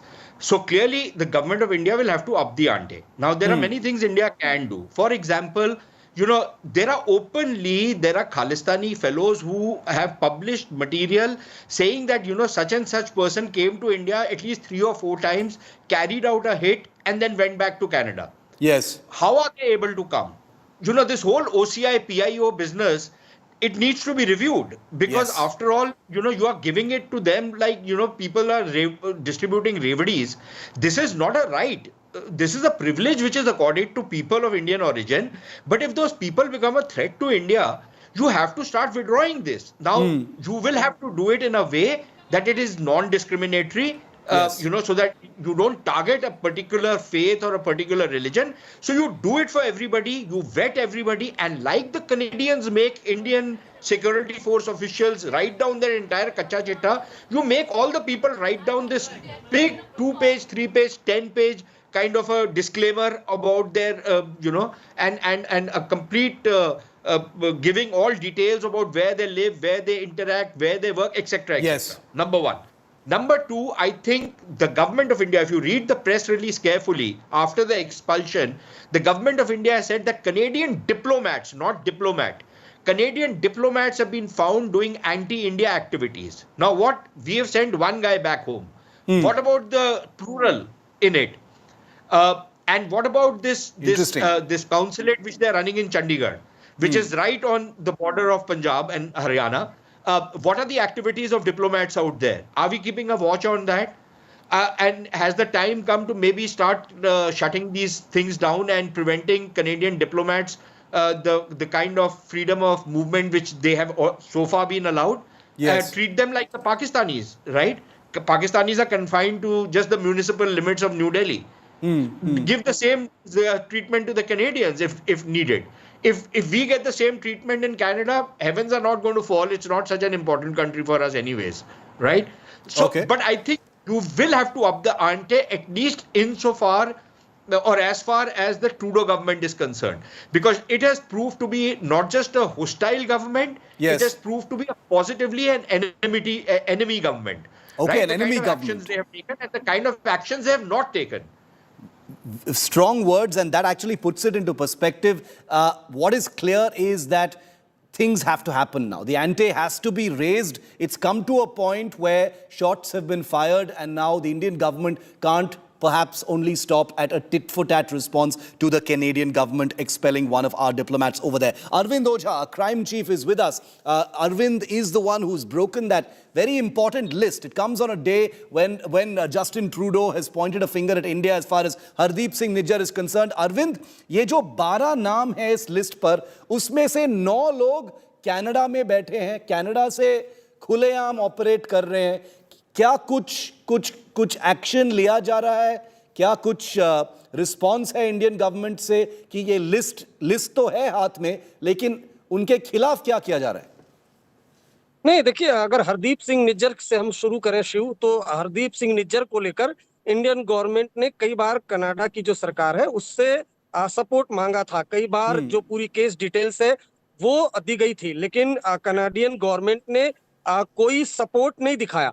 यहाँ एक चीज और point out करना चाहता हूँ. जिस तरह से कनाडा की सरकार ने ये बताया कि हरदीप सिंह निज्जर कनेडियन सिटीजन था, ये भी अपने आप में, जो एजेंसी के लोग कहना है कि ये भी अपने आप में काफी हास्यास्पद है, हंसाने वाली बात है. क्योंकि एक अक्यूज जो फेक पासपोर्ट पर कनाडा जाता है, जो वांटेड लिस्ट में, उसको कैसे सिटीजनशिप कनाडा की मिली? तो इसको लेकर भी कंट्रोवर्सी एजेंसीज के बीच है, जो बातचीत चल रही है. नंबर 1. नंबर 2, जो गोल्डी बरार है, उससे खुद इंडिया टुडे ने अभी रिसेंट इंटरव्यू किया था और गोल्डी बरार ने ये एडमिट किया था कि वो काफी टाइम कनाडा में था. खासतौर से जब सिद्धू मूसेवाले का मर्डर हुआ, वो कनाडा में ही मौजूद था. उसके बाद वो कहीं शिफ्ट हुआ. उसके अलावा 2 और ऐसे बड़े नाम है जिसमें अर्शदीप सिंह एलियस अर्श डाला, जो India top most wanted terrorist है, जिसने कल ही एक कांग्रेस के लीडर का मर्डर कराया है पंजाब में. वो पंजाब से भागा, कनाडा में शिफ्ट है, खालिस्तान टाइगर फोर्स के साथ, ISI के साथ मिलकर पंजाब में टारगेट किलिंग करा रहा है. उसके अलावा लखबीर सिंह लांडा, ये वो नाम है जिसने अभी रिसेंट में पंजाब में देखा होगा आपने, मोहाली में इंटेलिजेंस बिल्डिंग पे अटैक करवाया था रॉकेट लॉन्चर से मेन सिटी में, वो कनाडा में बैठा हुआ है। तो ये वो टेररिस्ट है जो हाल फिलहाल में जिन्होंने न सिर्फ इंडिया में बल्कि पंजाब में बड़े पैमाने पर टेरर जो एनआईए है, जो इंडियन गवर्नमेंट है, वो लगातार कनाडा की एजेंसीज से, कनाडा के गवर्नमेंट से कहती है कि इनको डिपोर्ट किया जाए, इनके खिलाफ एक्शन लिया जाए, लेकिन कनाडा की गवर्नमेंट ने किसी तरह का कोई सपोर्ट नहीं दिया। और हरदीप निज्जर की बात जिस तरह से की जा रही है कि हरदीप निज्जर का जो मर्डर है वो इंडियन एजेंसीज ने कराया, लेकिन हकीकत यह है कि कनाडा में कई ऐसे गैंगस्टर हैं, कई ऐसे टेररिस्ट हैं जिनको जी, और ये अरविंद, और ये तो साफ बिल्कुल है अभी कि Canada is not going to take any action. They have not taken any action against terrorists that India has named. Forget about gangsters. But like Sushant very importantly pointed out, that distinction may be technical, but these terrorist groups run like a mafia. They are very much hand in glove with these gangsters as well. The gangsters and the terrorist organizations are very fluid with each other. They come in and out. So it's all, in many ways, one large mafia that we're talking about. 9 of those 12 are hiding in Canada. I've got some breaking news. All of you, please stay with me. I've got some breaking news coming in.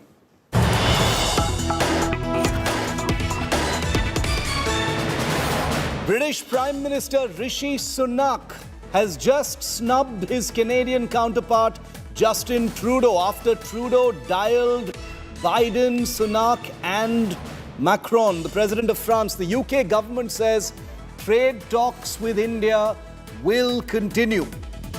Remember, Trudeau had dialed Biden, Sunak and Macron, hoping to try and lobby against the Indian government, perhaps after India-Canada relations have hit ahead. Sunak has just issued a statement saying trade talks with India will continue. Gaurav, let me quickly bring you in on this. Trudeau clearly doing part of his job, which is to drum up support, for his line that he's taken against India. Sunak says he's not in the mood. You're absolutely right, Shiv. Intelligence cooperation between these 5 countries, they're all part of Five Eyes, the United States, Canada, United Kingdom, Australia, New Zealand. And in all of this, Justin Trudeau is desperately trying to drum up support. None of that support seems to be coming his way, at least not as yet, because Five Eyes, if there was something like this happening, Five Eyes would be in the loop on this. And in this current scenario, when a question was put to the British Prime Minister's press team, they simply got back saying trade talks with India are going as scheduled and they hope for an early conclusion. So completely dismissing what Justin Trudeau has been trying to say. Australia, once again, when a question was put to Anthony Albanese, he just asked journalists to chill out, and he said if there's intelligence, it remains intelligence and not speculation. So, there is really no support coming Canada's way just as yet, because facts are on India's side. It is Canada that's shielding terrorism. That's Canada that's shielding these elements with evidence out in public domain. Yes. And Canada's trying to shift the blame on India. As Sushant Sareen rightly said, quite like what Pakistan used to do, Canada is doing currently. These are small actions, but they're going to add up to bigger things. Remember, the big picture still remains. How does one disincentivize the Canadian government from doing what it has done since the late 1970s? It has not changed, which means nothing that India has done has forced a policy change in Canadian governments, one after the other, as far as Khalistani terrorists is concerned. We'll keep tracking that story. Thanks very much, Sushant Sareen, Gaurav Sawant, Arvind Oja, for joining me on this. You are watching India Today. Powered by Finest, Be Sustainable Change, a BNP Group company.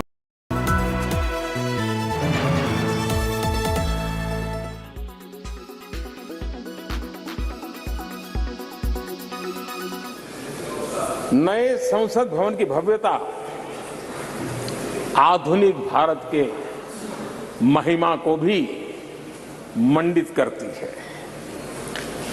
हमारे श्रमिक, हमारे engineers, हमारे कामगारों, उनका पसीना इसमें लगा है और कोरोना काल में भी उन्होंने जिस लगन से इस काम को किया है, क्योंकि मुझे कार्य जब चल रहा था तब उन श्रमिकों के बीच आने का बार बार मौका मिलता था और खास करके मैं उनके स्वास्थ्य को लेकर के उनसे मिलने आता था।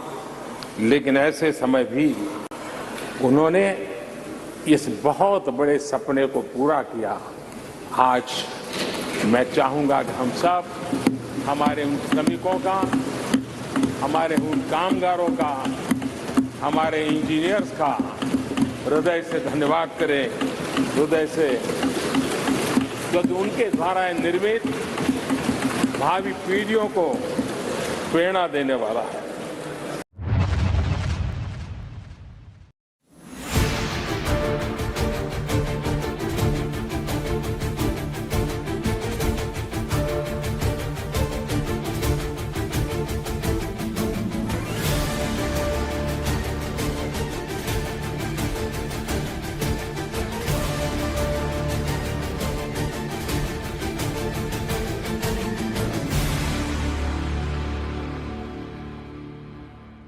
Weather forecast now.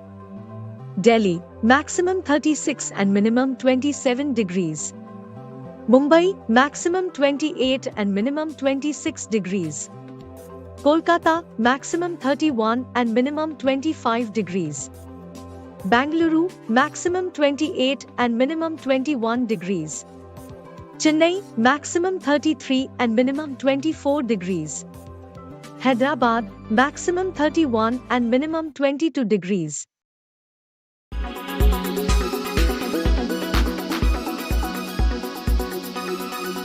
Make your media plan smarter with India Today Live TV on your connected devices.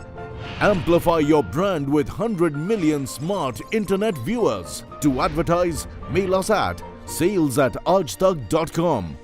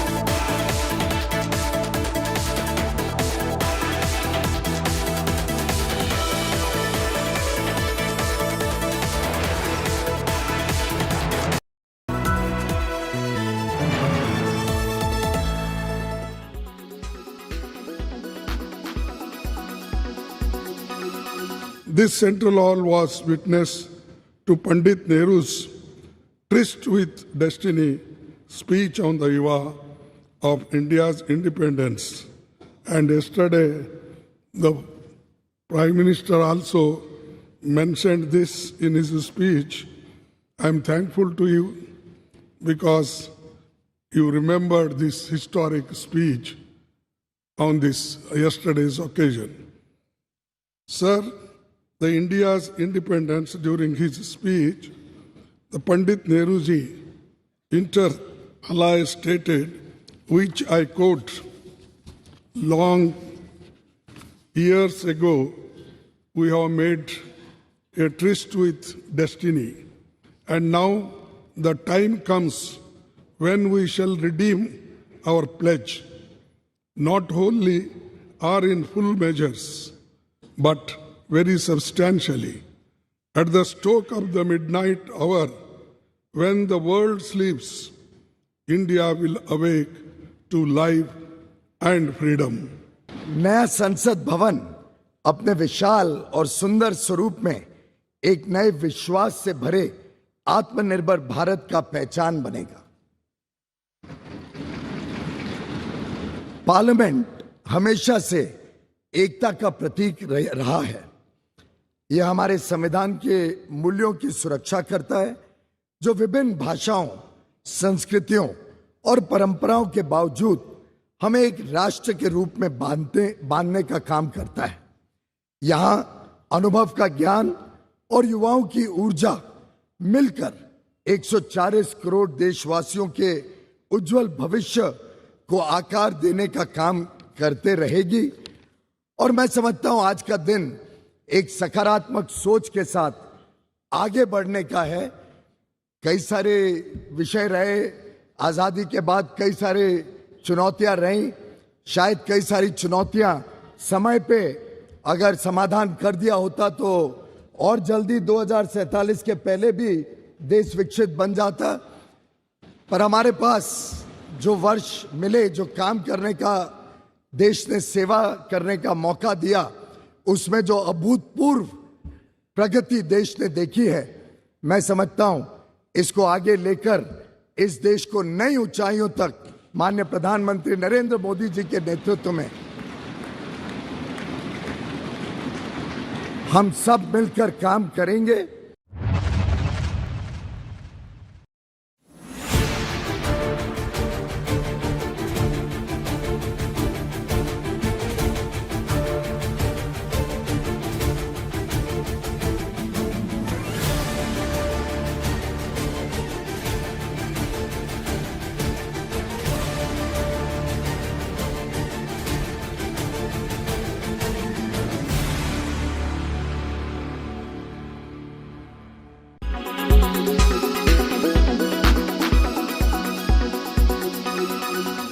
Make your media plan smarter with India Today Live TV on your connected devices.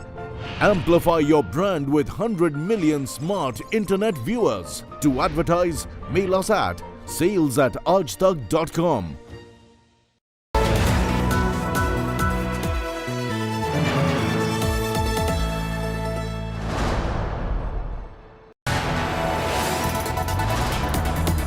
You are watching India Today.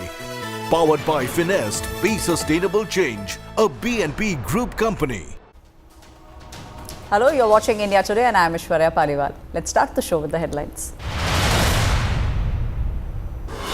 Historic Women's Quota Bill to bring in 33% reservation for women in Lok Sabha in the State Legislative Assembly. This bill was introduced in the new Parliament.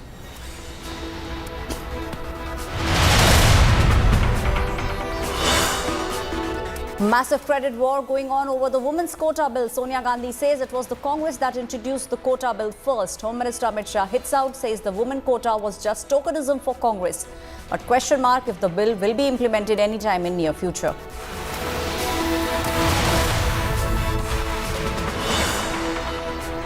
India has finally transitioned to the new parliament with a symbolic march led by Prime Minister Narendra Modi to the new Sansad. Old parliament will now be called the Samvidhan Sadan.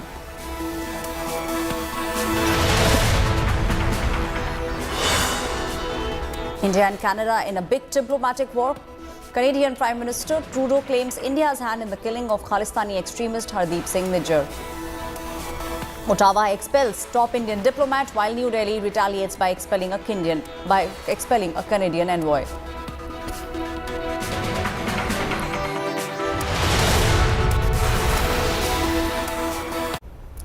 Now, the first day of the Lok Sabha session in the new Parliament building started with a bang. It was the Prime Minister who announced a new Women's Reservation Bill that will be taken up in this session. 27 years since it was first tabled, this is a moment which actually is a milestone for women empowerment in our country. Take a look at this story to understand what happened in the Parliament today. नारी शक्ति वंदन अधिनियम, इसके माध्यम से हमारा लोकतंत्र और मजबूत होगा। The suspense is over.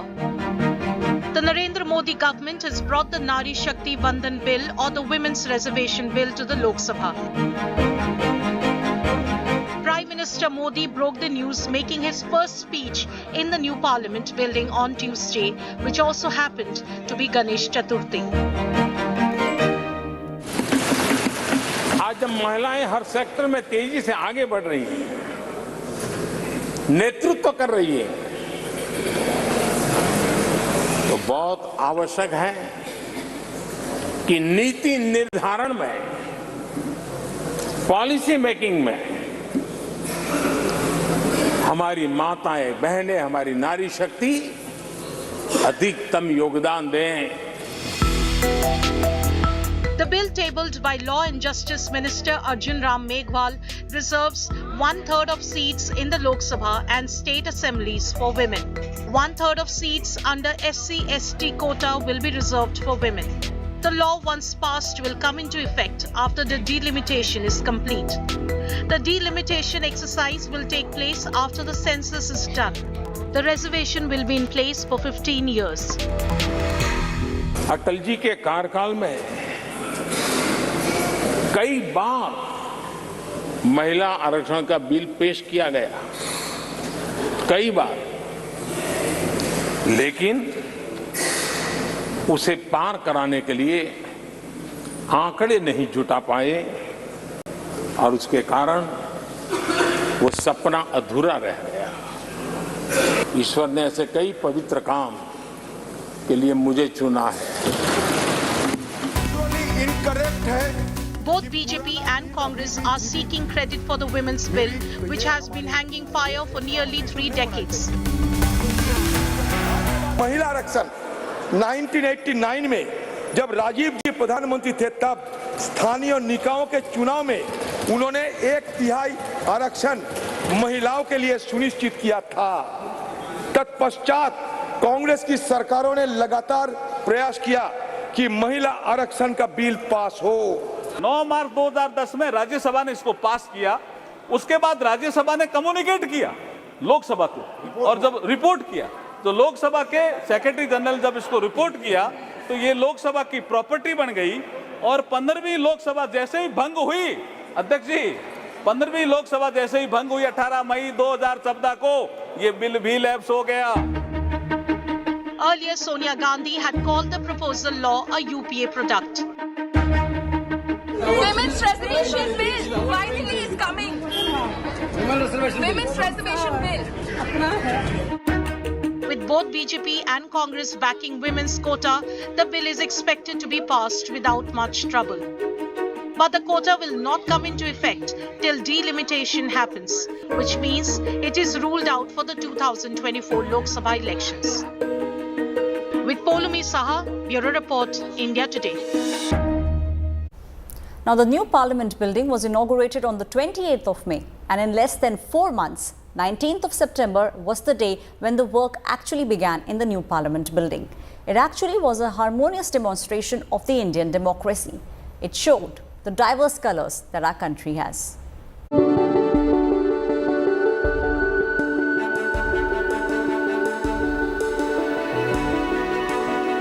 A new day, a special session, and a brand new Parliament building as India rises. At the onset of the second day of the special session, it was time to bid adieu to old. It was the last session at the historic Central Hall.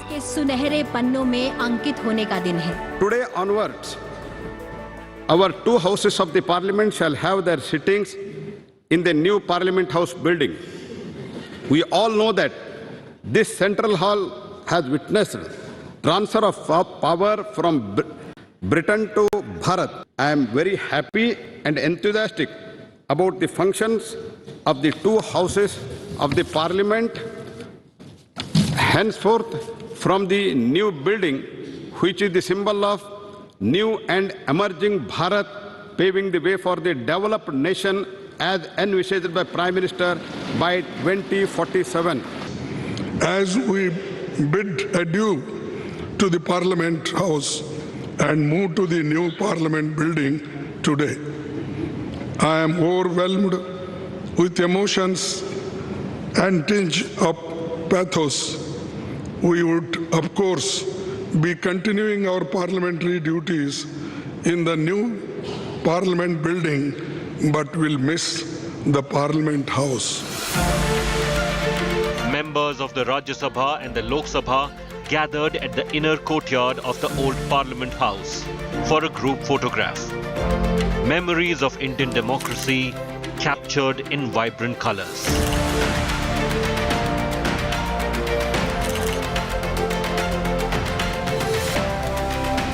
आज हम यहाँ विकसित भारत का संकल्प दोहराना, फिर एक बार संकल्पबद्ध होना और उसको परिपूर्ण करने के लिए जी जान से जुटने के इरादे से नए भवन की तरफ प्रस्थान कर रहे हैं. On this momentous occasion, as we stand on the threshold of adding a new chapter to the annals of our parliamentary democracy, I congratulate you all on our phenomenal rise. We all are indeed privileged to be witnessing this history in the making as we bid adieu to this magnificent Parliament building which houses both the chambers of our Parliament and this imposing central hall and move to the new one. खूबसूरत तस्वीर है जिसका हम सभी बेसब्री से इंतजार कर रहे थे, अब वो पल आ चुका है. And they marched on to the new horizon, united, in harmony, each holding a brand new Indian constitution in hand. Together, the parliamentarians of India, that is Bharat, elected representatives of 1 billion countrymen, started the day in the new parliament. माननीय सदस्यगण, आज हमारे देश के लोकतांत्रिक इतिहास का एक अत्यंत महत्वपूर्ण दिन है, जब हम संसद के नए भवन में लोकसभा की पहली बैठक आरंभ कर रहे हैं. माननीय अर्जुन मेघवाल जी. धन्यवाद अध्यक्ष महोदय. The first work on table was the historic introduction of the 128th Constitution Amendment Bill in the Lok Sabha to provide for 1/3 reservation to women of India in the Lok Sabha and state assemblies. With that, Indian democracy scored its first in the new Parliament House. Bill को upload कर दिया गया है. नई technology है संसद की और नई टेक्नोलॉजी में आप इसमें देख लें बिल अपलोड कर दिया है. Now, after giving the cold shoulder to Justin Trudeau at the G20 summit, which was held in the national capital, the Indian government has now expelled a senior Canadian diplomat. Now, this came after Justin Trudeau accused India of murdering Khalistani terrorist Hardeep Singh, and also Nijar's killing is something that Canada is now pinning on our country. They also expelled a senior Indian diplomat. India has called that these charges are absurd and extremely motivated. The gloves are off. Canadian Prime Minister Justin Trudeau on Monday announced in Parliament Indian agents could be behind the killing of Canadian citizen Hardeep Singh Nijar, a Khalistani terrorist wanted in India.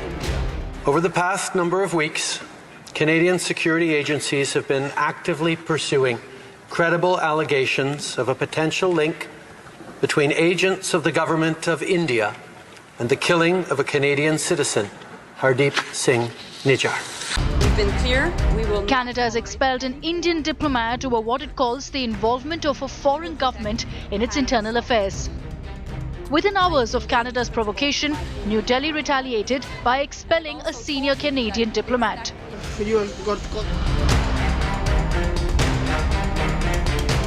External Affairs Minister. Sir, you meet the... You got... External Affairs Minister. India has called Canada's accusations absurd and politically motivated to shift the focus from Khalistani terrorists and extremists who are being allowed a free run there. Phrase which came to my mind was actually a Hindi phrase, which was "Ulta chor kotwal ko dante." I mean, if anybody has a complaint, we have a complaint about Canada. You know, what I said earlier, the space that they're giving to Khalistanis and to violent extremists. So I was very perplexed by what I heard. Nijjar, whom India had declared a wanted terrorist, was gunned down on June 18th in Surrey. The NIA had issued an arrest warrant for Nijjar, accusing him of carrying out terrorist attacks in India. Prime Minister Narendra Modi had taken up the issue of Khalistani extremists getting a voice in Canada in his bilateral meeting with Prime Minister Trudeau in Delhi on the sidelines of G20. Trudeau claims he'd discussed Nijjar's killing with the Indian Prime Minister. Canada had recently suspended negotiations for a free trade agreement with India.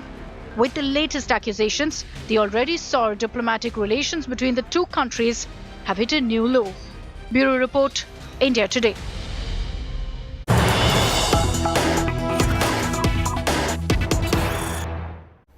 A news that's just coming in. Canada and India showdown has now escalated. Canada has provoked and also issued travel advisory. Canada has asked the citizens to exercise high caution while travelling to India. Canada has also issued travel advisory for all those who are coming to India. Latest strain in India-Canada ties. Now the showdown is escalating by the minute. Canada has provoked by issuing a travel advisory. All those who are travelling to India have been asked to exercise high caution by the Canadian government. Canada has issued travel advisory for all those who are travelling to India. Now, Hardeep Singh Nijjar, who was wanted by the Indian government, was shot dead in a parking lot in a Gurudwara in Canada's Surrey. Now, this incident was done by two masked men. We bring you a detailed report of who exactly was Nijjar and how was he killed. Hardeep Singh Nijjar.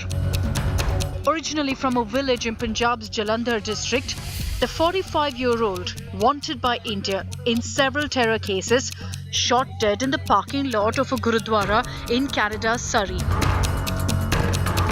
Gunned down by what investigators initially said were two masked men who fled the scene.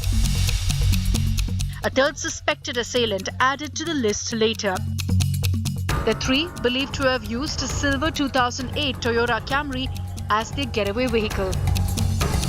In 2022, the National Investigation Agency declared a 10 lakh rupees reward for information leading to Nijjar on charges of conspiring to murder a priest in Jalandhar.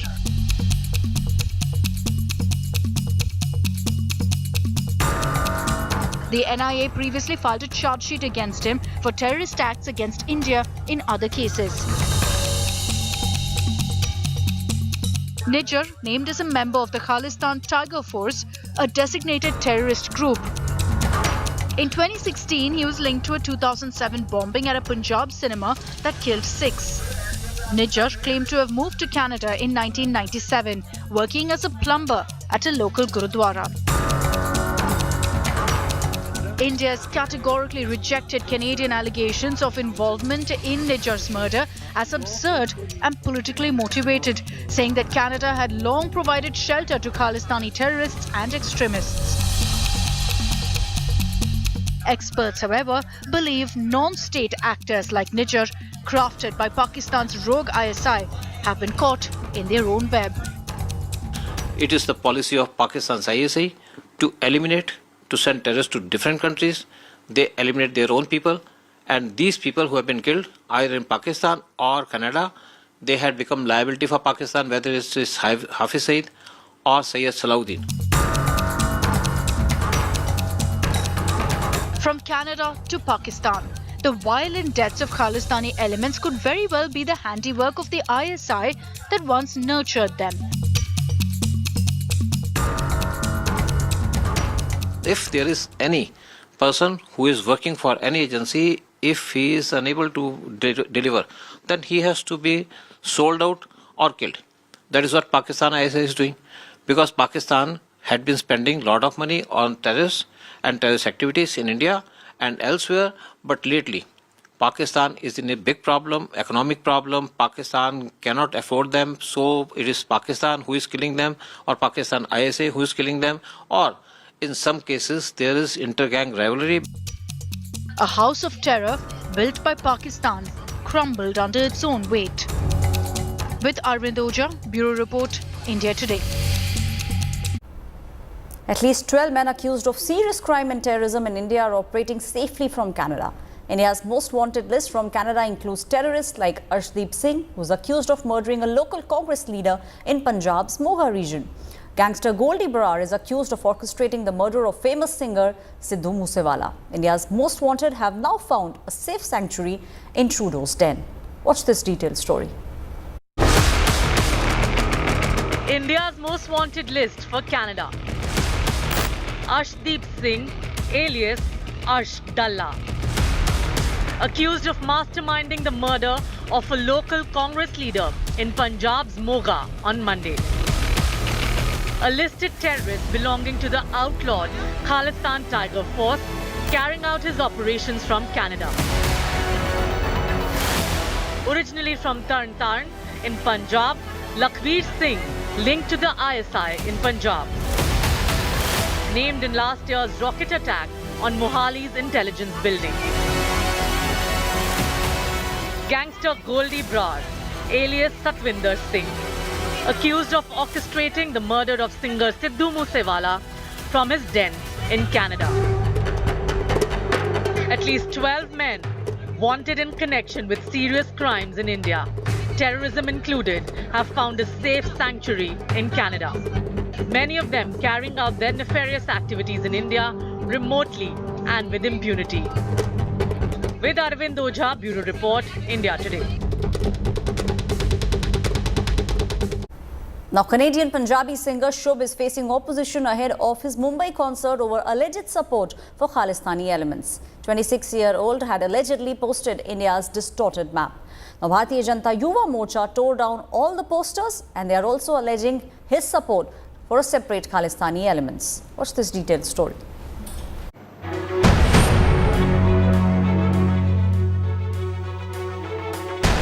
Facing the music, the youth wing of the BJP tore down posters of a Canadian Punjabi rapper, Shubhneet Singh, ahead of his upcoming concert in Mumbai.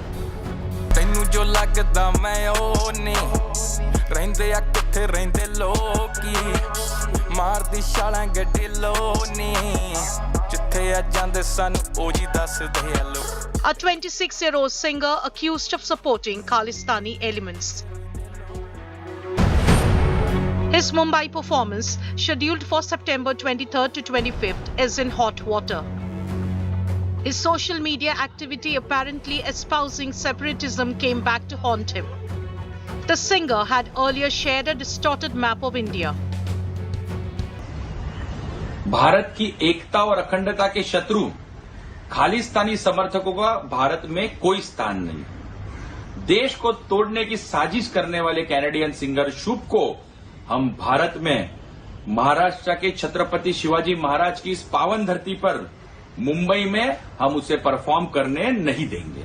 अगर उचित कार्रवाई नहीं होगी तो आयोजकों को हमारे विरोध का सामना करना होगा। The BJYM has written to the Mumbai police seeking action against Shubhneet Singh, known by his stage name Shubh. They also called for cancellation of his shows and registration of an FIR against the rapper. Cricket stars Virat Kohli, KL Rahul and Hardik Pandya, who once followed Shubh for his rap on social media, have now unfollowed him. The Canadian Punjabi rapper's planned 3-month tour across 12 major Indian cities is in jeopardy. Bureau Report, India Today. It's time now for us to take a very quick break. More news coming up on the other side.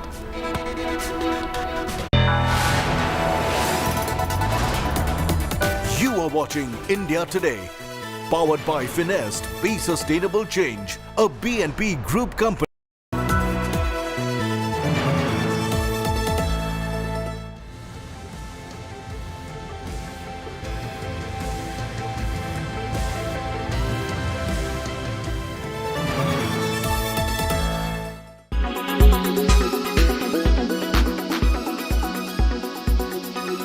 Article 370 हटाने से लेकर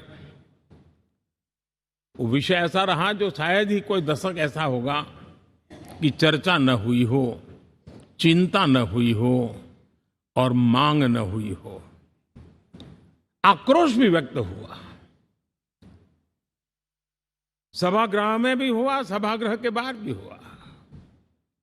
लेकिन हम सबका सौभाग्य है कि हमें सदन में आर्टिकल 370 से मुक्ति पाने का,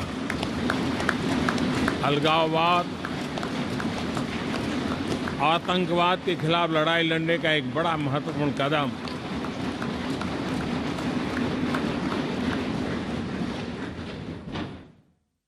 और इस महत्वपूर्ण काम में माननीय सांसदों की, संसद की बहुत बड़ी भूमिका है। अभी तक लोकसभा और राज्यसभा ने मिलकर करीब करीब 4000 से अधिक कानून पास किए हैं।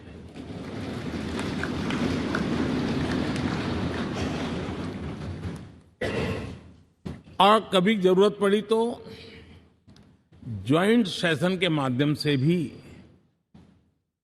कानून पारित करने की दिशा में रणनीति बनानी पड़ी और उसके तहत भी दहेज रोकथाम कानून हो, बैंकिंग सर्विस कमीशन बिल हो, आतंक से लड़ने के लिए कानून हो, ये संयुक्त सत्र में पास किए गए हैं, इसी गृह में पास किए गए।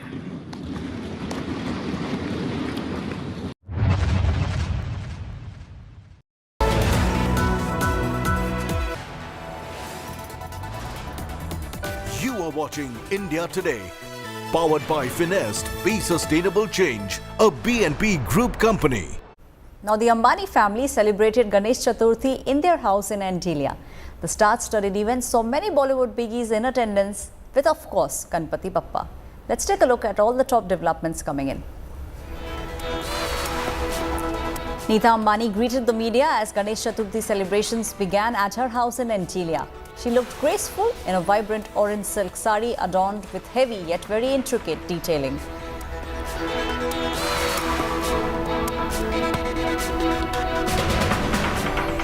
King Khan, along with his daughter Suhana, son Abram and wife Gauri Khan celebrated Ganesh Chaturthi at the Ambani residence.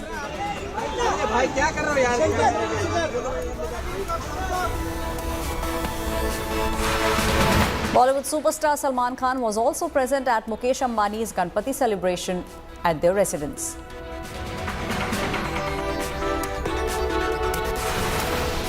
In attendance were also B-Town Park couple Ranveer Singh and Deepika Padukone, seen at the Ambani residence for Ganesh Chaturthi celebrations. Filmmaker and Bollywood star Karan Johar also attended Ambani's Ganesh Chaturthi celebrations. He came all dressed up for the Ganpati celebration.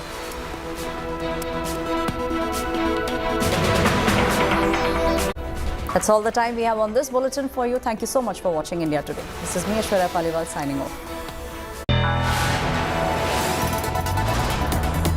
You are watching India Today, powered by Finest, Be Sustainable Change, a B&P Group company.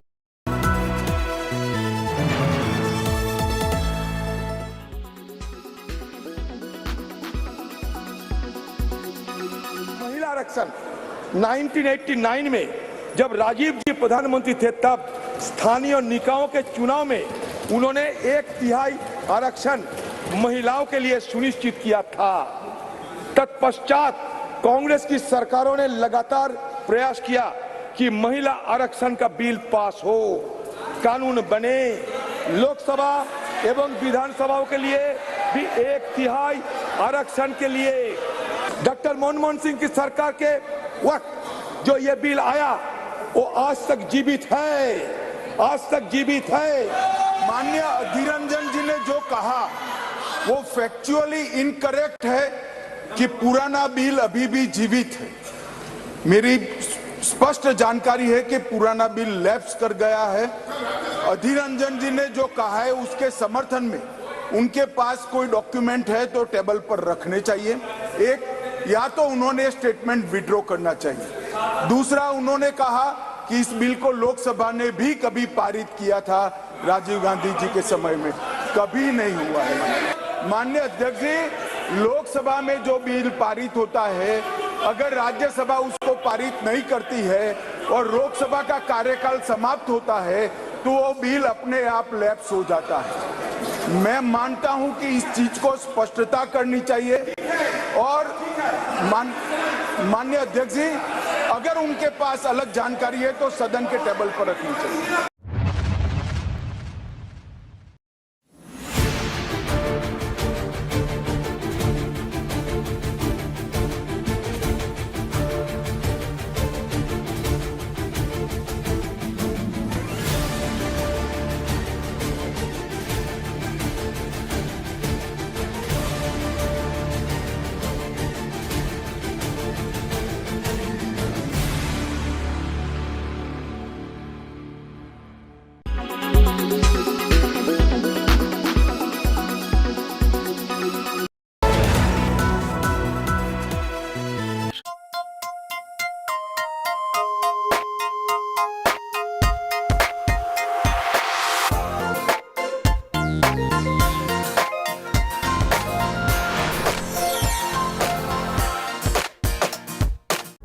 Hello and welcome. You're watching In the Club. I'm Dipali Patel, and while I'm here to bring you the latest from the world of showbiz, let me first take this moment to wish you all a very happy Ganesh Chaturthi. May Bapa shower you all with his choicest blessings. On this auspicious occasion, I would like to begin the show with how our celebrities are in the festive mode. From Allu Arjun to Ram Charan, Kartik Aaryan to Shilpa Shetty, our stars, like every year, kick-started Ganesh Utsav on a high note. Take a look.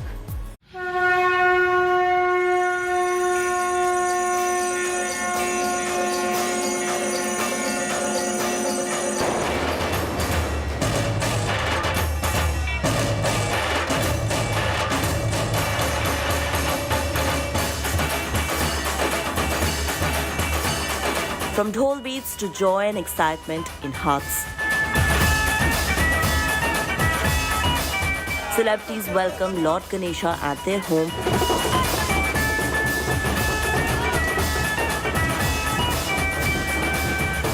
Shilpa Shetty, who celebrated the festival Ganesh Chaturthi every year with much enthusiasm, was among the first celebrity to bring Bappa to her residence along with her husband Raj Kundra.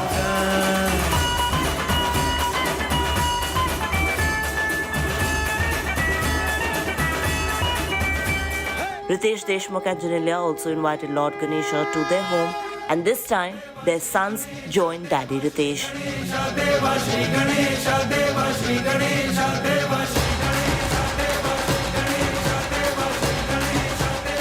Sunidhi Chauhan too brought Bappa home.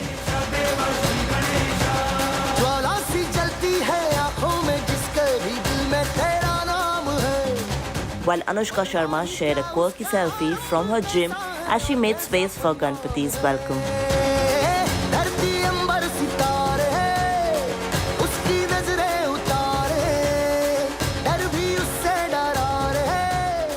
Now, while celebrities in Mumbai have brought Bappa home, the ones in Hyderabad celebrated the festival of Ganesh Chaturthi a day prior.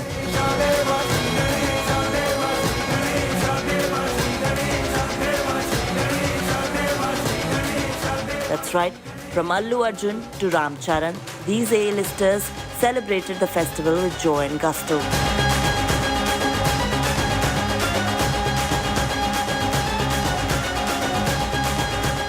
The icon star Allu Arjun and his family worshipped Bappa, and their puja setup looked divine. But what melted netizens' heart was this video of his daughter offering prayers. Meanwhile, at the Conidela household, the occasion was extra special as it was Ram Charan and Upasana's daughter, Klinkara's first ever Ganesh Chaturthi, and these pictures from their celebration melted fans' hearts.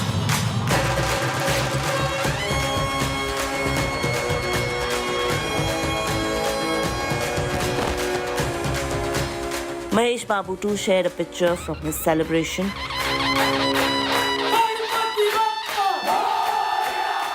Nani also celebrated Vinayak Chaturthi. with his family and extended his wishes on social media.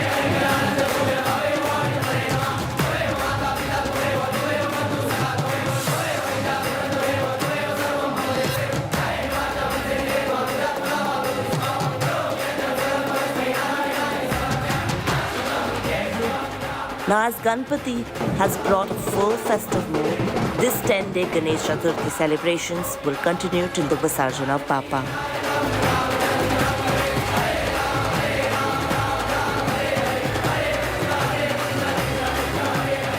Entertainment Bureau, India Today.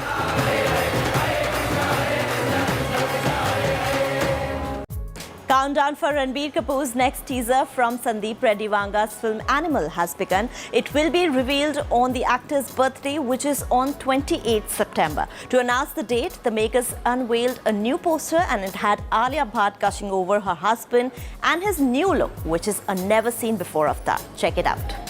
New poster featuring Ranbir Kapoor was released and it had Alia Bhatt gushing over her husband and his never-seen-before avatar. In this new poster, Ranbir Kapoor can be seen in a blue suit with his sunglasses on. This cinematic masterpiece also boasts of a stellar cast including Anil Kapoor, Rashmika Mandanna, Bobby Deol and Tripti Dimri, ensuring a visual treat for all movie enthusiasts. Earlier, the film was supposed to hit cinemas in September, but to avoid box office clash with Jawan, Gadar 2 and Oh My God 2, the makers decided to postpone its release. Animal is now all set to roll out in theatres on December 1st, and since there's still time for it, looks like Ranbir Kapoor on personal front made the most of it by taking a few days off from his work schedule to spend some quality time with wife and actress Alia Bhatt. That's right, their pictures from the New York vacation surfaced online, and among viral posts was this one, wherein Alia had quite literally turned on the D&D mode.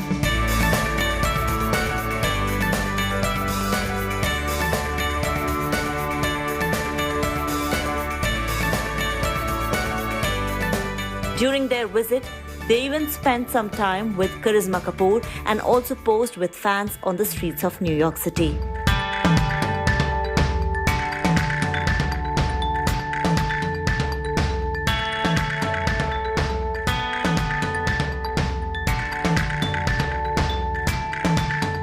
The duo is back in the Bay. While Ranbir returned to work, Alia was seen attending her best friend's birthday bash with sister Shaheen.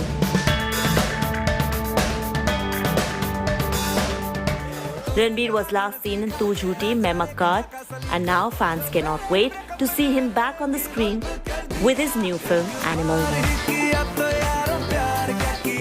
Entertainment Bureau, India Today.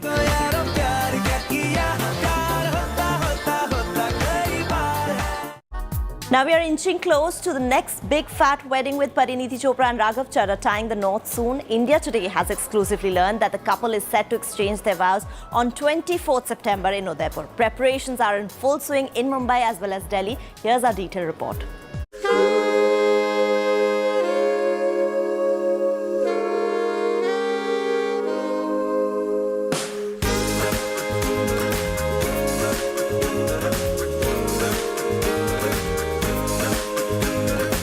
Celebrity weddings are known for their grandeur and royal touch, as they prefer getting married in palaces. And if it involves Punjabis, you know the couple is going to be all out cliché, but who cares? That's the mantra our soon-to-be bride and groom Parineeti Chopra and Raghav Chadha seem to be following. Gear up for yet another big fat wedding. Yes, the couple is going to tie the knot on September 24th, and the wedding festivities will begin a day before their big day, and their wedding invite has already gone viral, and it's simple yet elegant. You have to say yes to all, and then we'll see if this roka still stands tomorrow. Yes. I, Raghav Chadha, agree to the following. Number one, accept that Parineeti is always right. Correct. Always. Hey, go. Now, India Today has exclusively learned that while most of the pre-ceremonies will be held at the Leela Palace, the rituals from Raghav's side, including the Bharat procession, will move from the Taj Lake Palace to the Leela for the Pheras in Udaipur. On September 23rd, the ceremonies will include Pariniti's Chura ceremony at 10 a.m, followed by welcome lunch from 12 to 4 p.m. The families as well as the bride and groom-to-be will party the night away from 7 p.m, and the theme is Let's Party Like It's 90s. And on the wedding day, the couple will go through a series of rituals before being announced as husband and wife. Raghav's Sehra Bandi will begin at 1 p.m. at Taj Lake Palace, and the theme for the same is Threads of Blessings. The royal procession will move towards the wedding venue at 2 p.m. from Taj Lake to the Leela Palace. After the Bharat reaches the venue, the wedding rituals will kick-start with Jayamala, then Pheras, and will end with Pari's Bidai at 6:30 p.m. Post the Bidai, the reception gala will be hosted with the theme of A Night of Amour from 8:30 p.m. onwards at the Leela Palace courtyard. The couple will also be hosting one party for friends on September 30th in Chandigarh. Now, Pariniti and Raghav first grabbed headlines after their first outing together in Mumbai earlier this year. Thereafter, the duo has been clicked together on multiple occasions, even attending an IPL match together. Until they actually made their relationship official by posting the images from their engagement ceremony in May. The couple looked head over heels in love with each other in those pictures. Ever since the couple was spotted visiting Rajasthan to finalize their wedding venues, Pariniti meeting Raghav's colleagues and even seeking blessings at the Mahakaleshwar temple in Ujjain.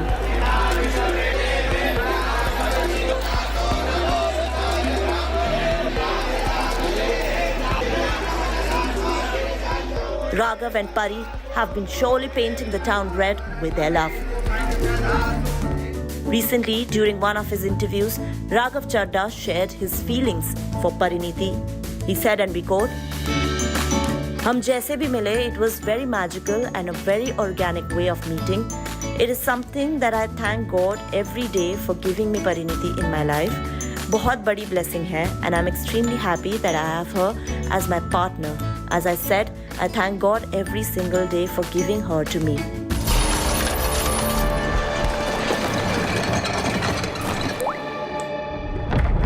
Meanwhile, on work front, Pariniti will next be seen in Akshay Kumar's Mission Raniganj. तो वो हमारे इंतजार में है।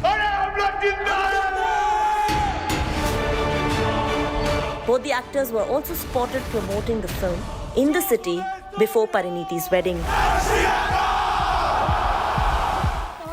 She also has Imtiaz Ali's Chamkila in the pipeline with Diljit Dosanjh. Raghav, on the other hand, is a politician who works with Aam Aadmi Party. Entertainment Bureau, India Today. We are heading into a quick commercial break, but on the other side, I'll bring you more news and updates from the world of showbiz. Stay tuned to India Today and India Club.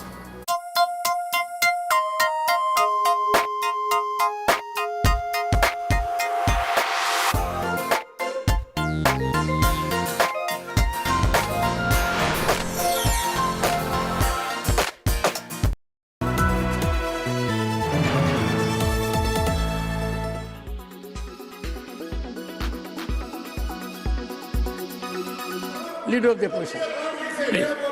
Please. ये पिछड़ी हुए महिलाओं को, schedule caste महिलाओं को ऐसा मौका नहीं मिलता जैसा इनको मिल रहा है।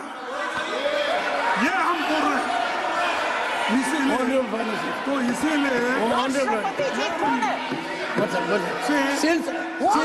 once again, let us respond, please. Honorable Finance Minister. Draupadi Murmu ji कौन है?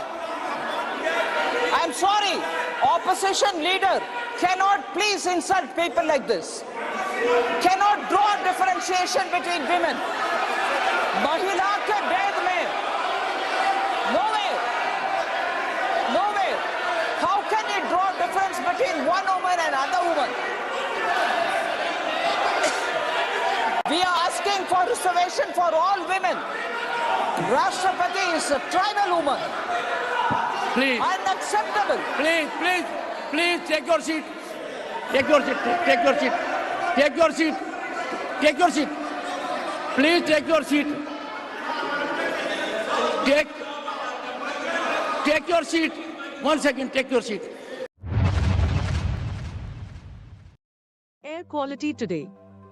In Delhi, 76.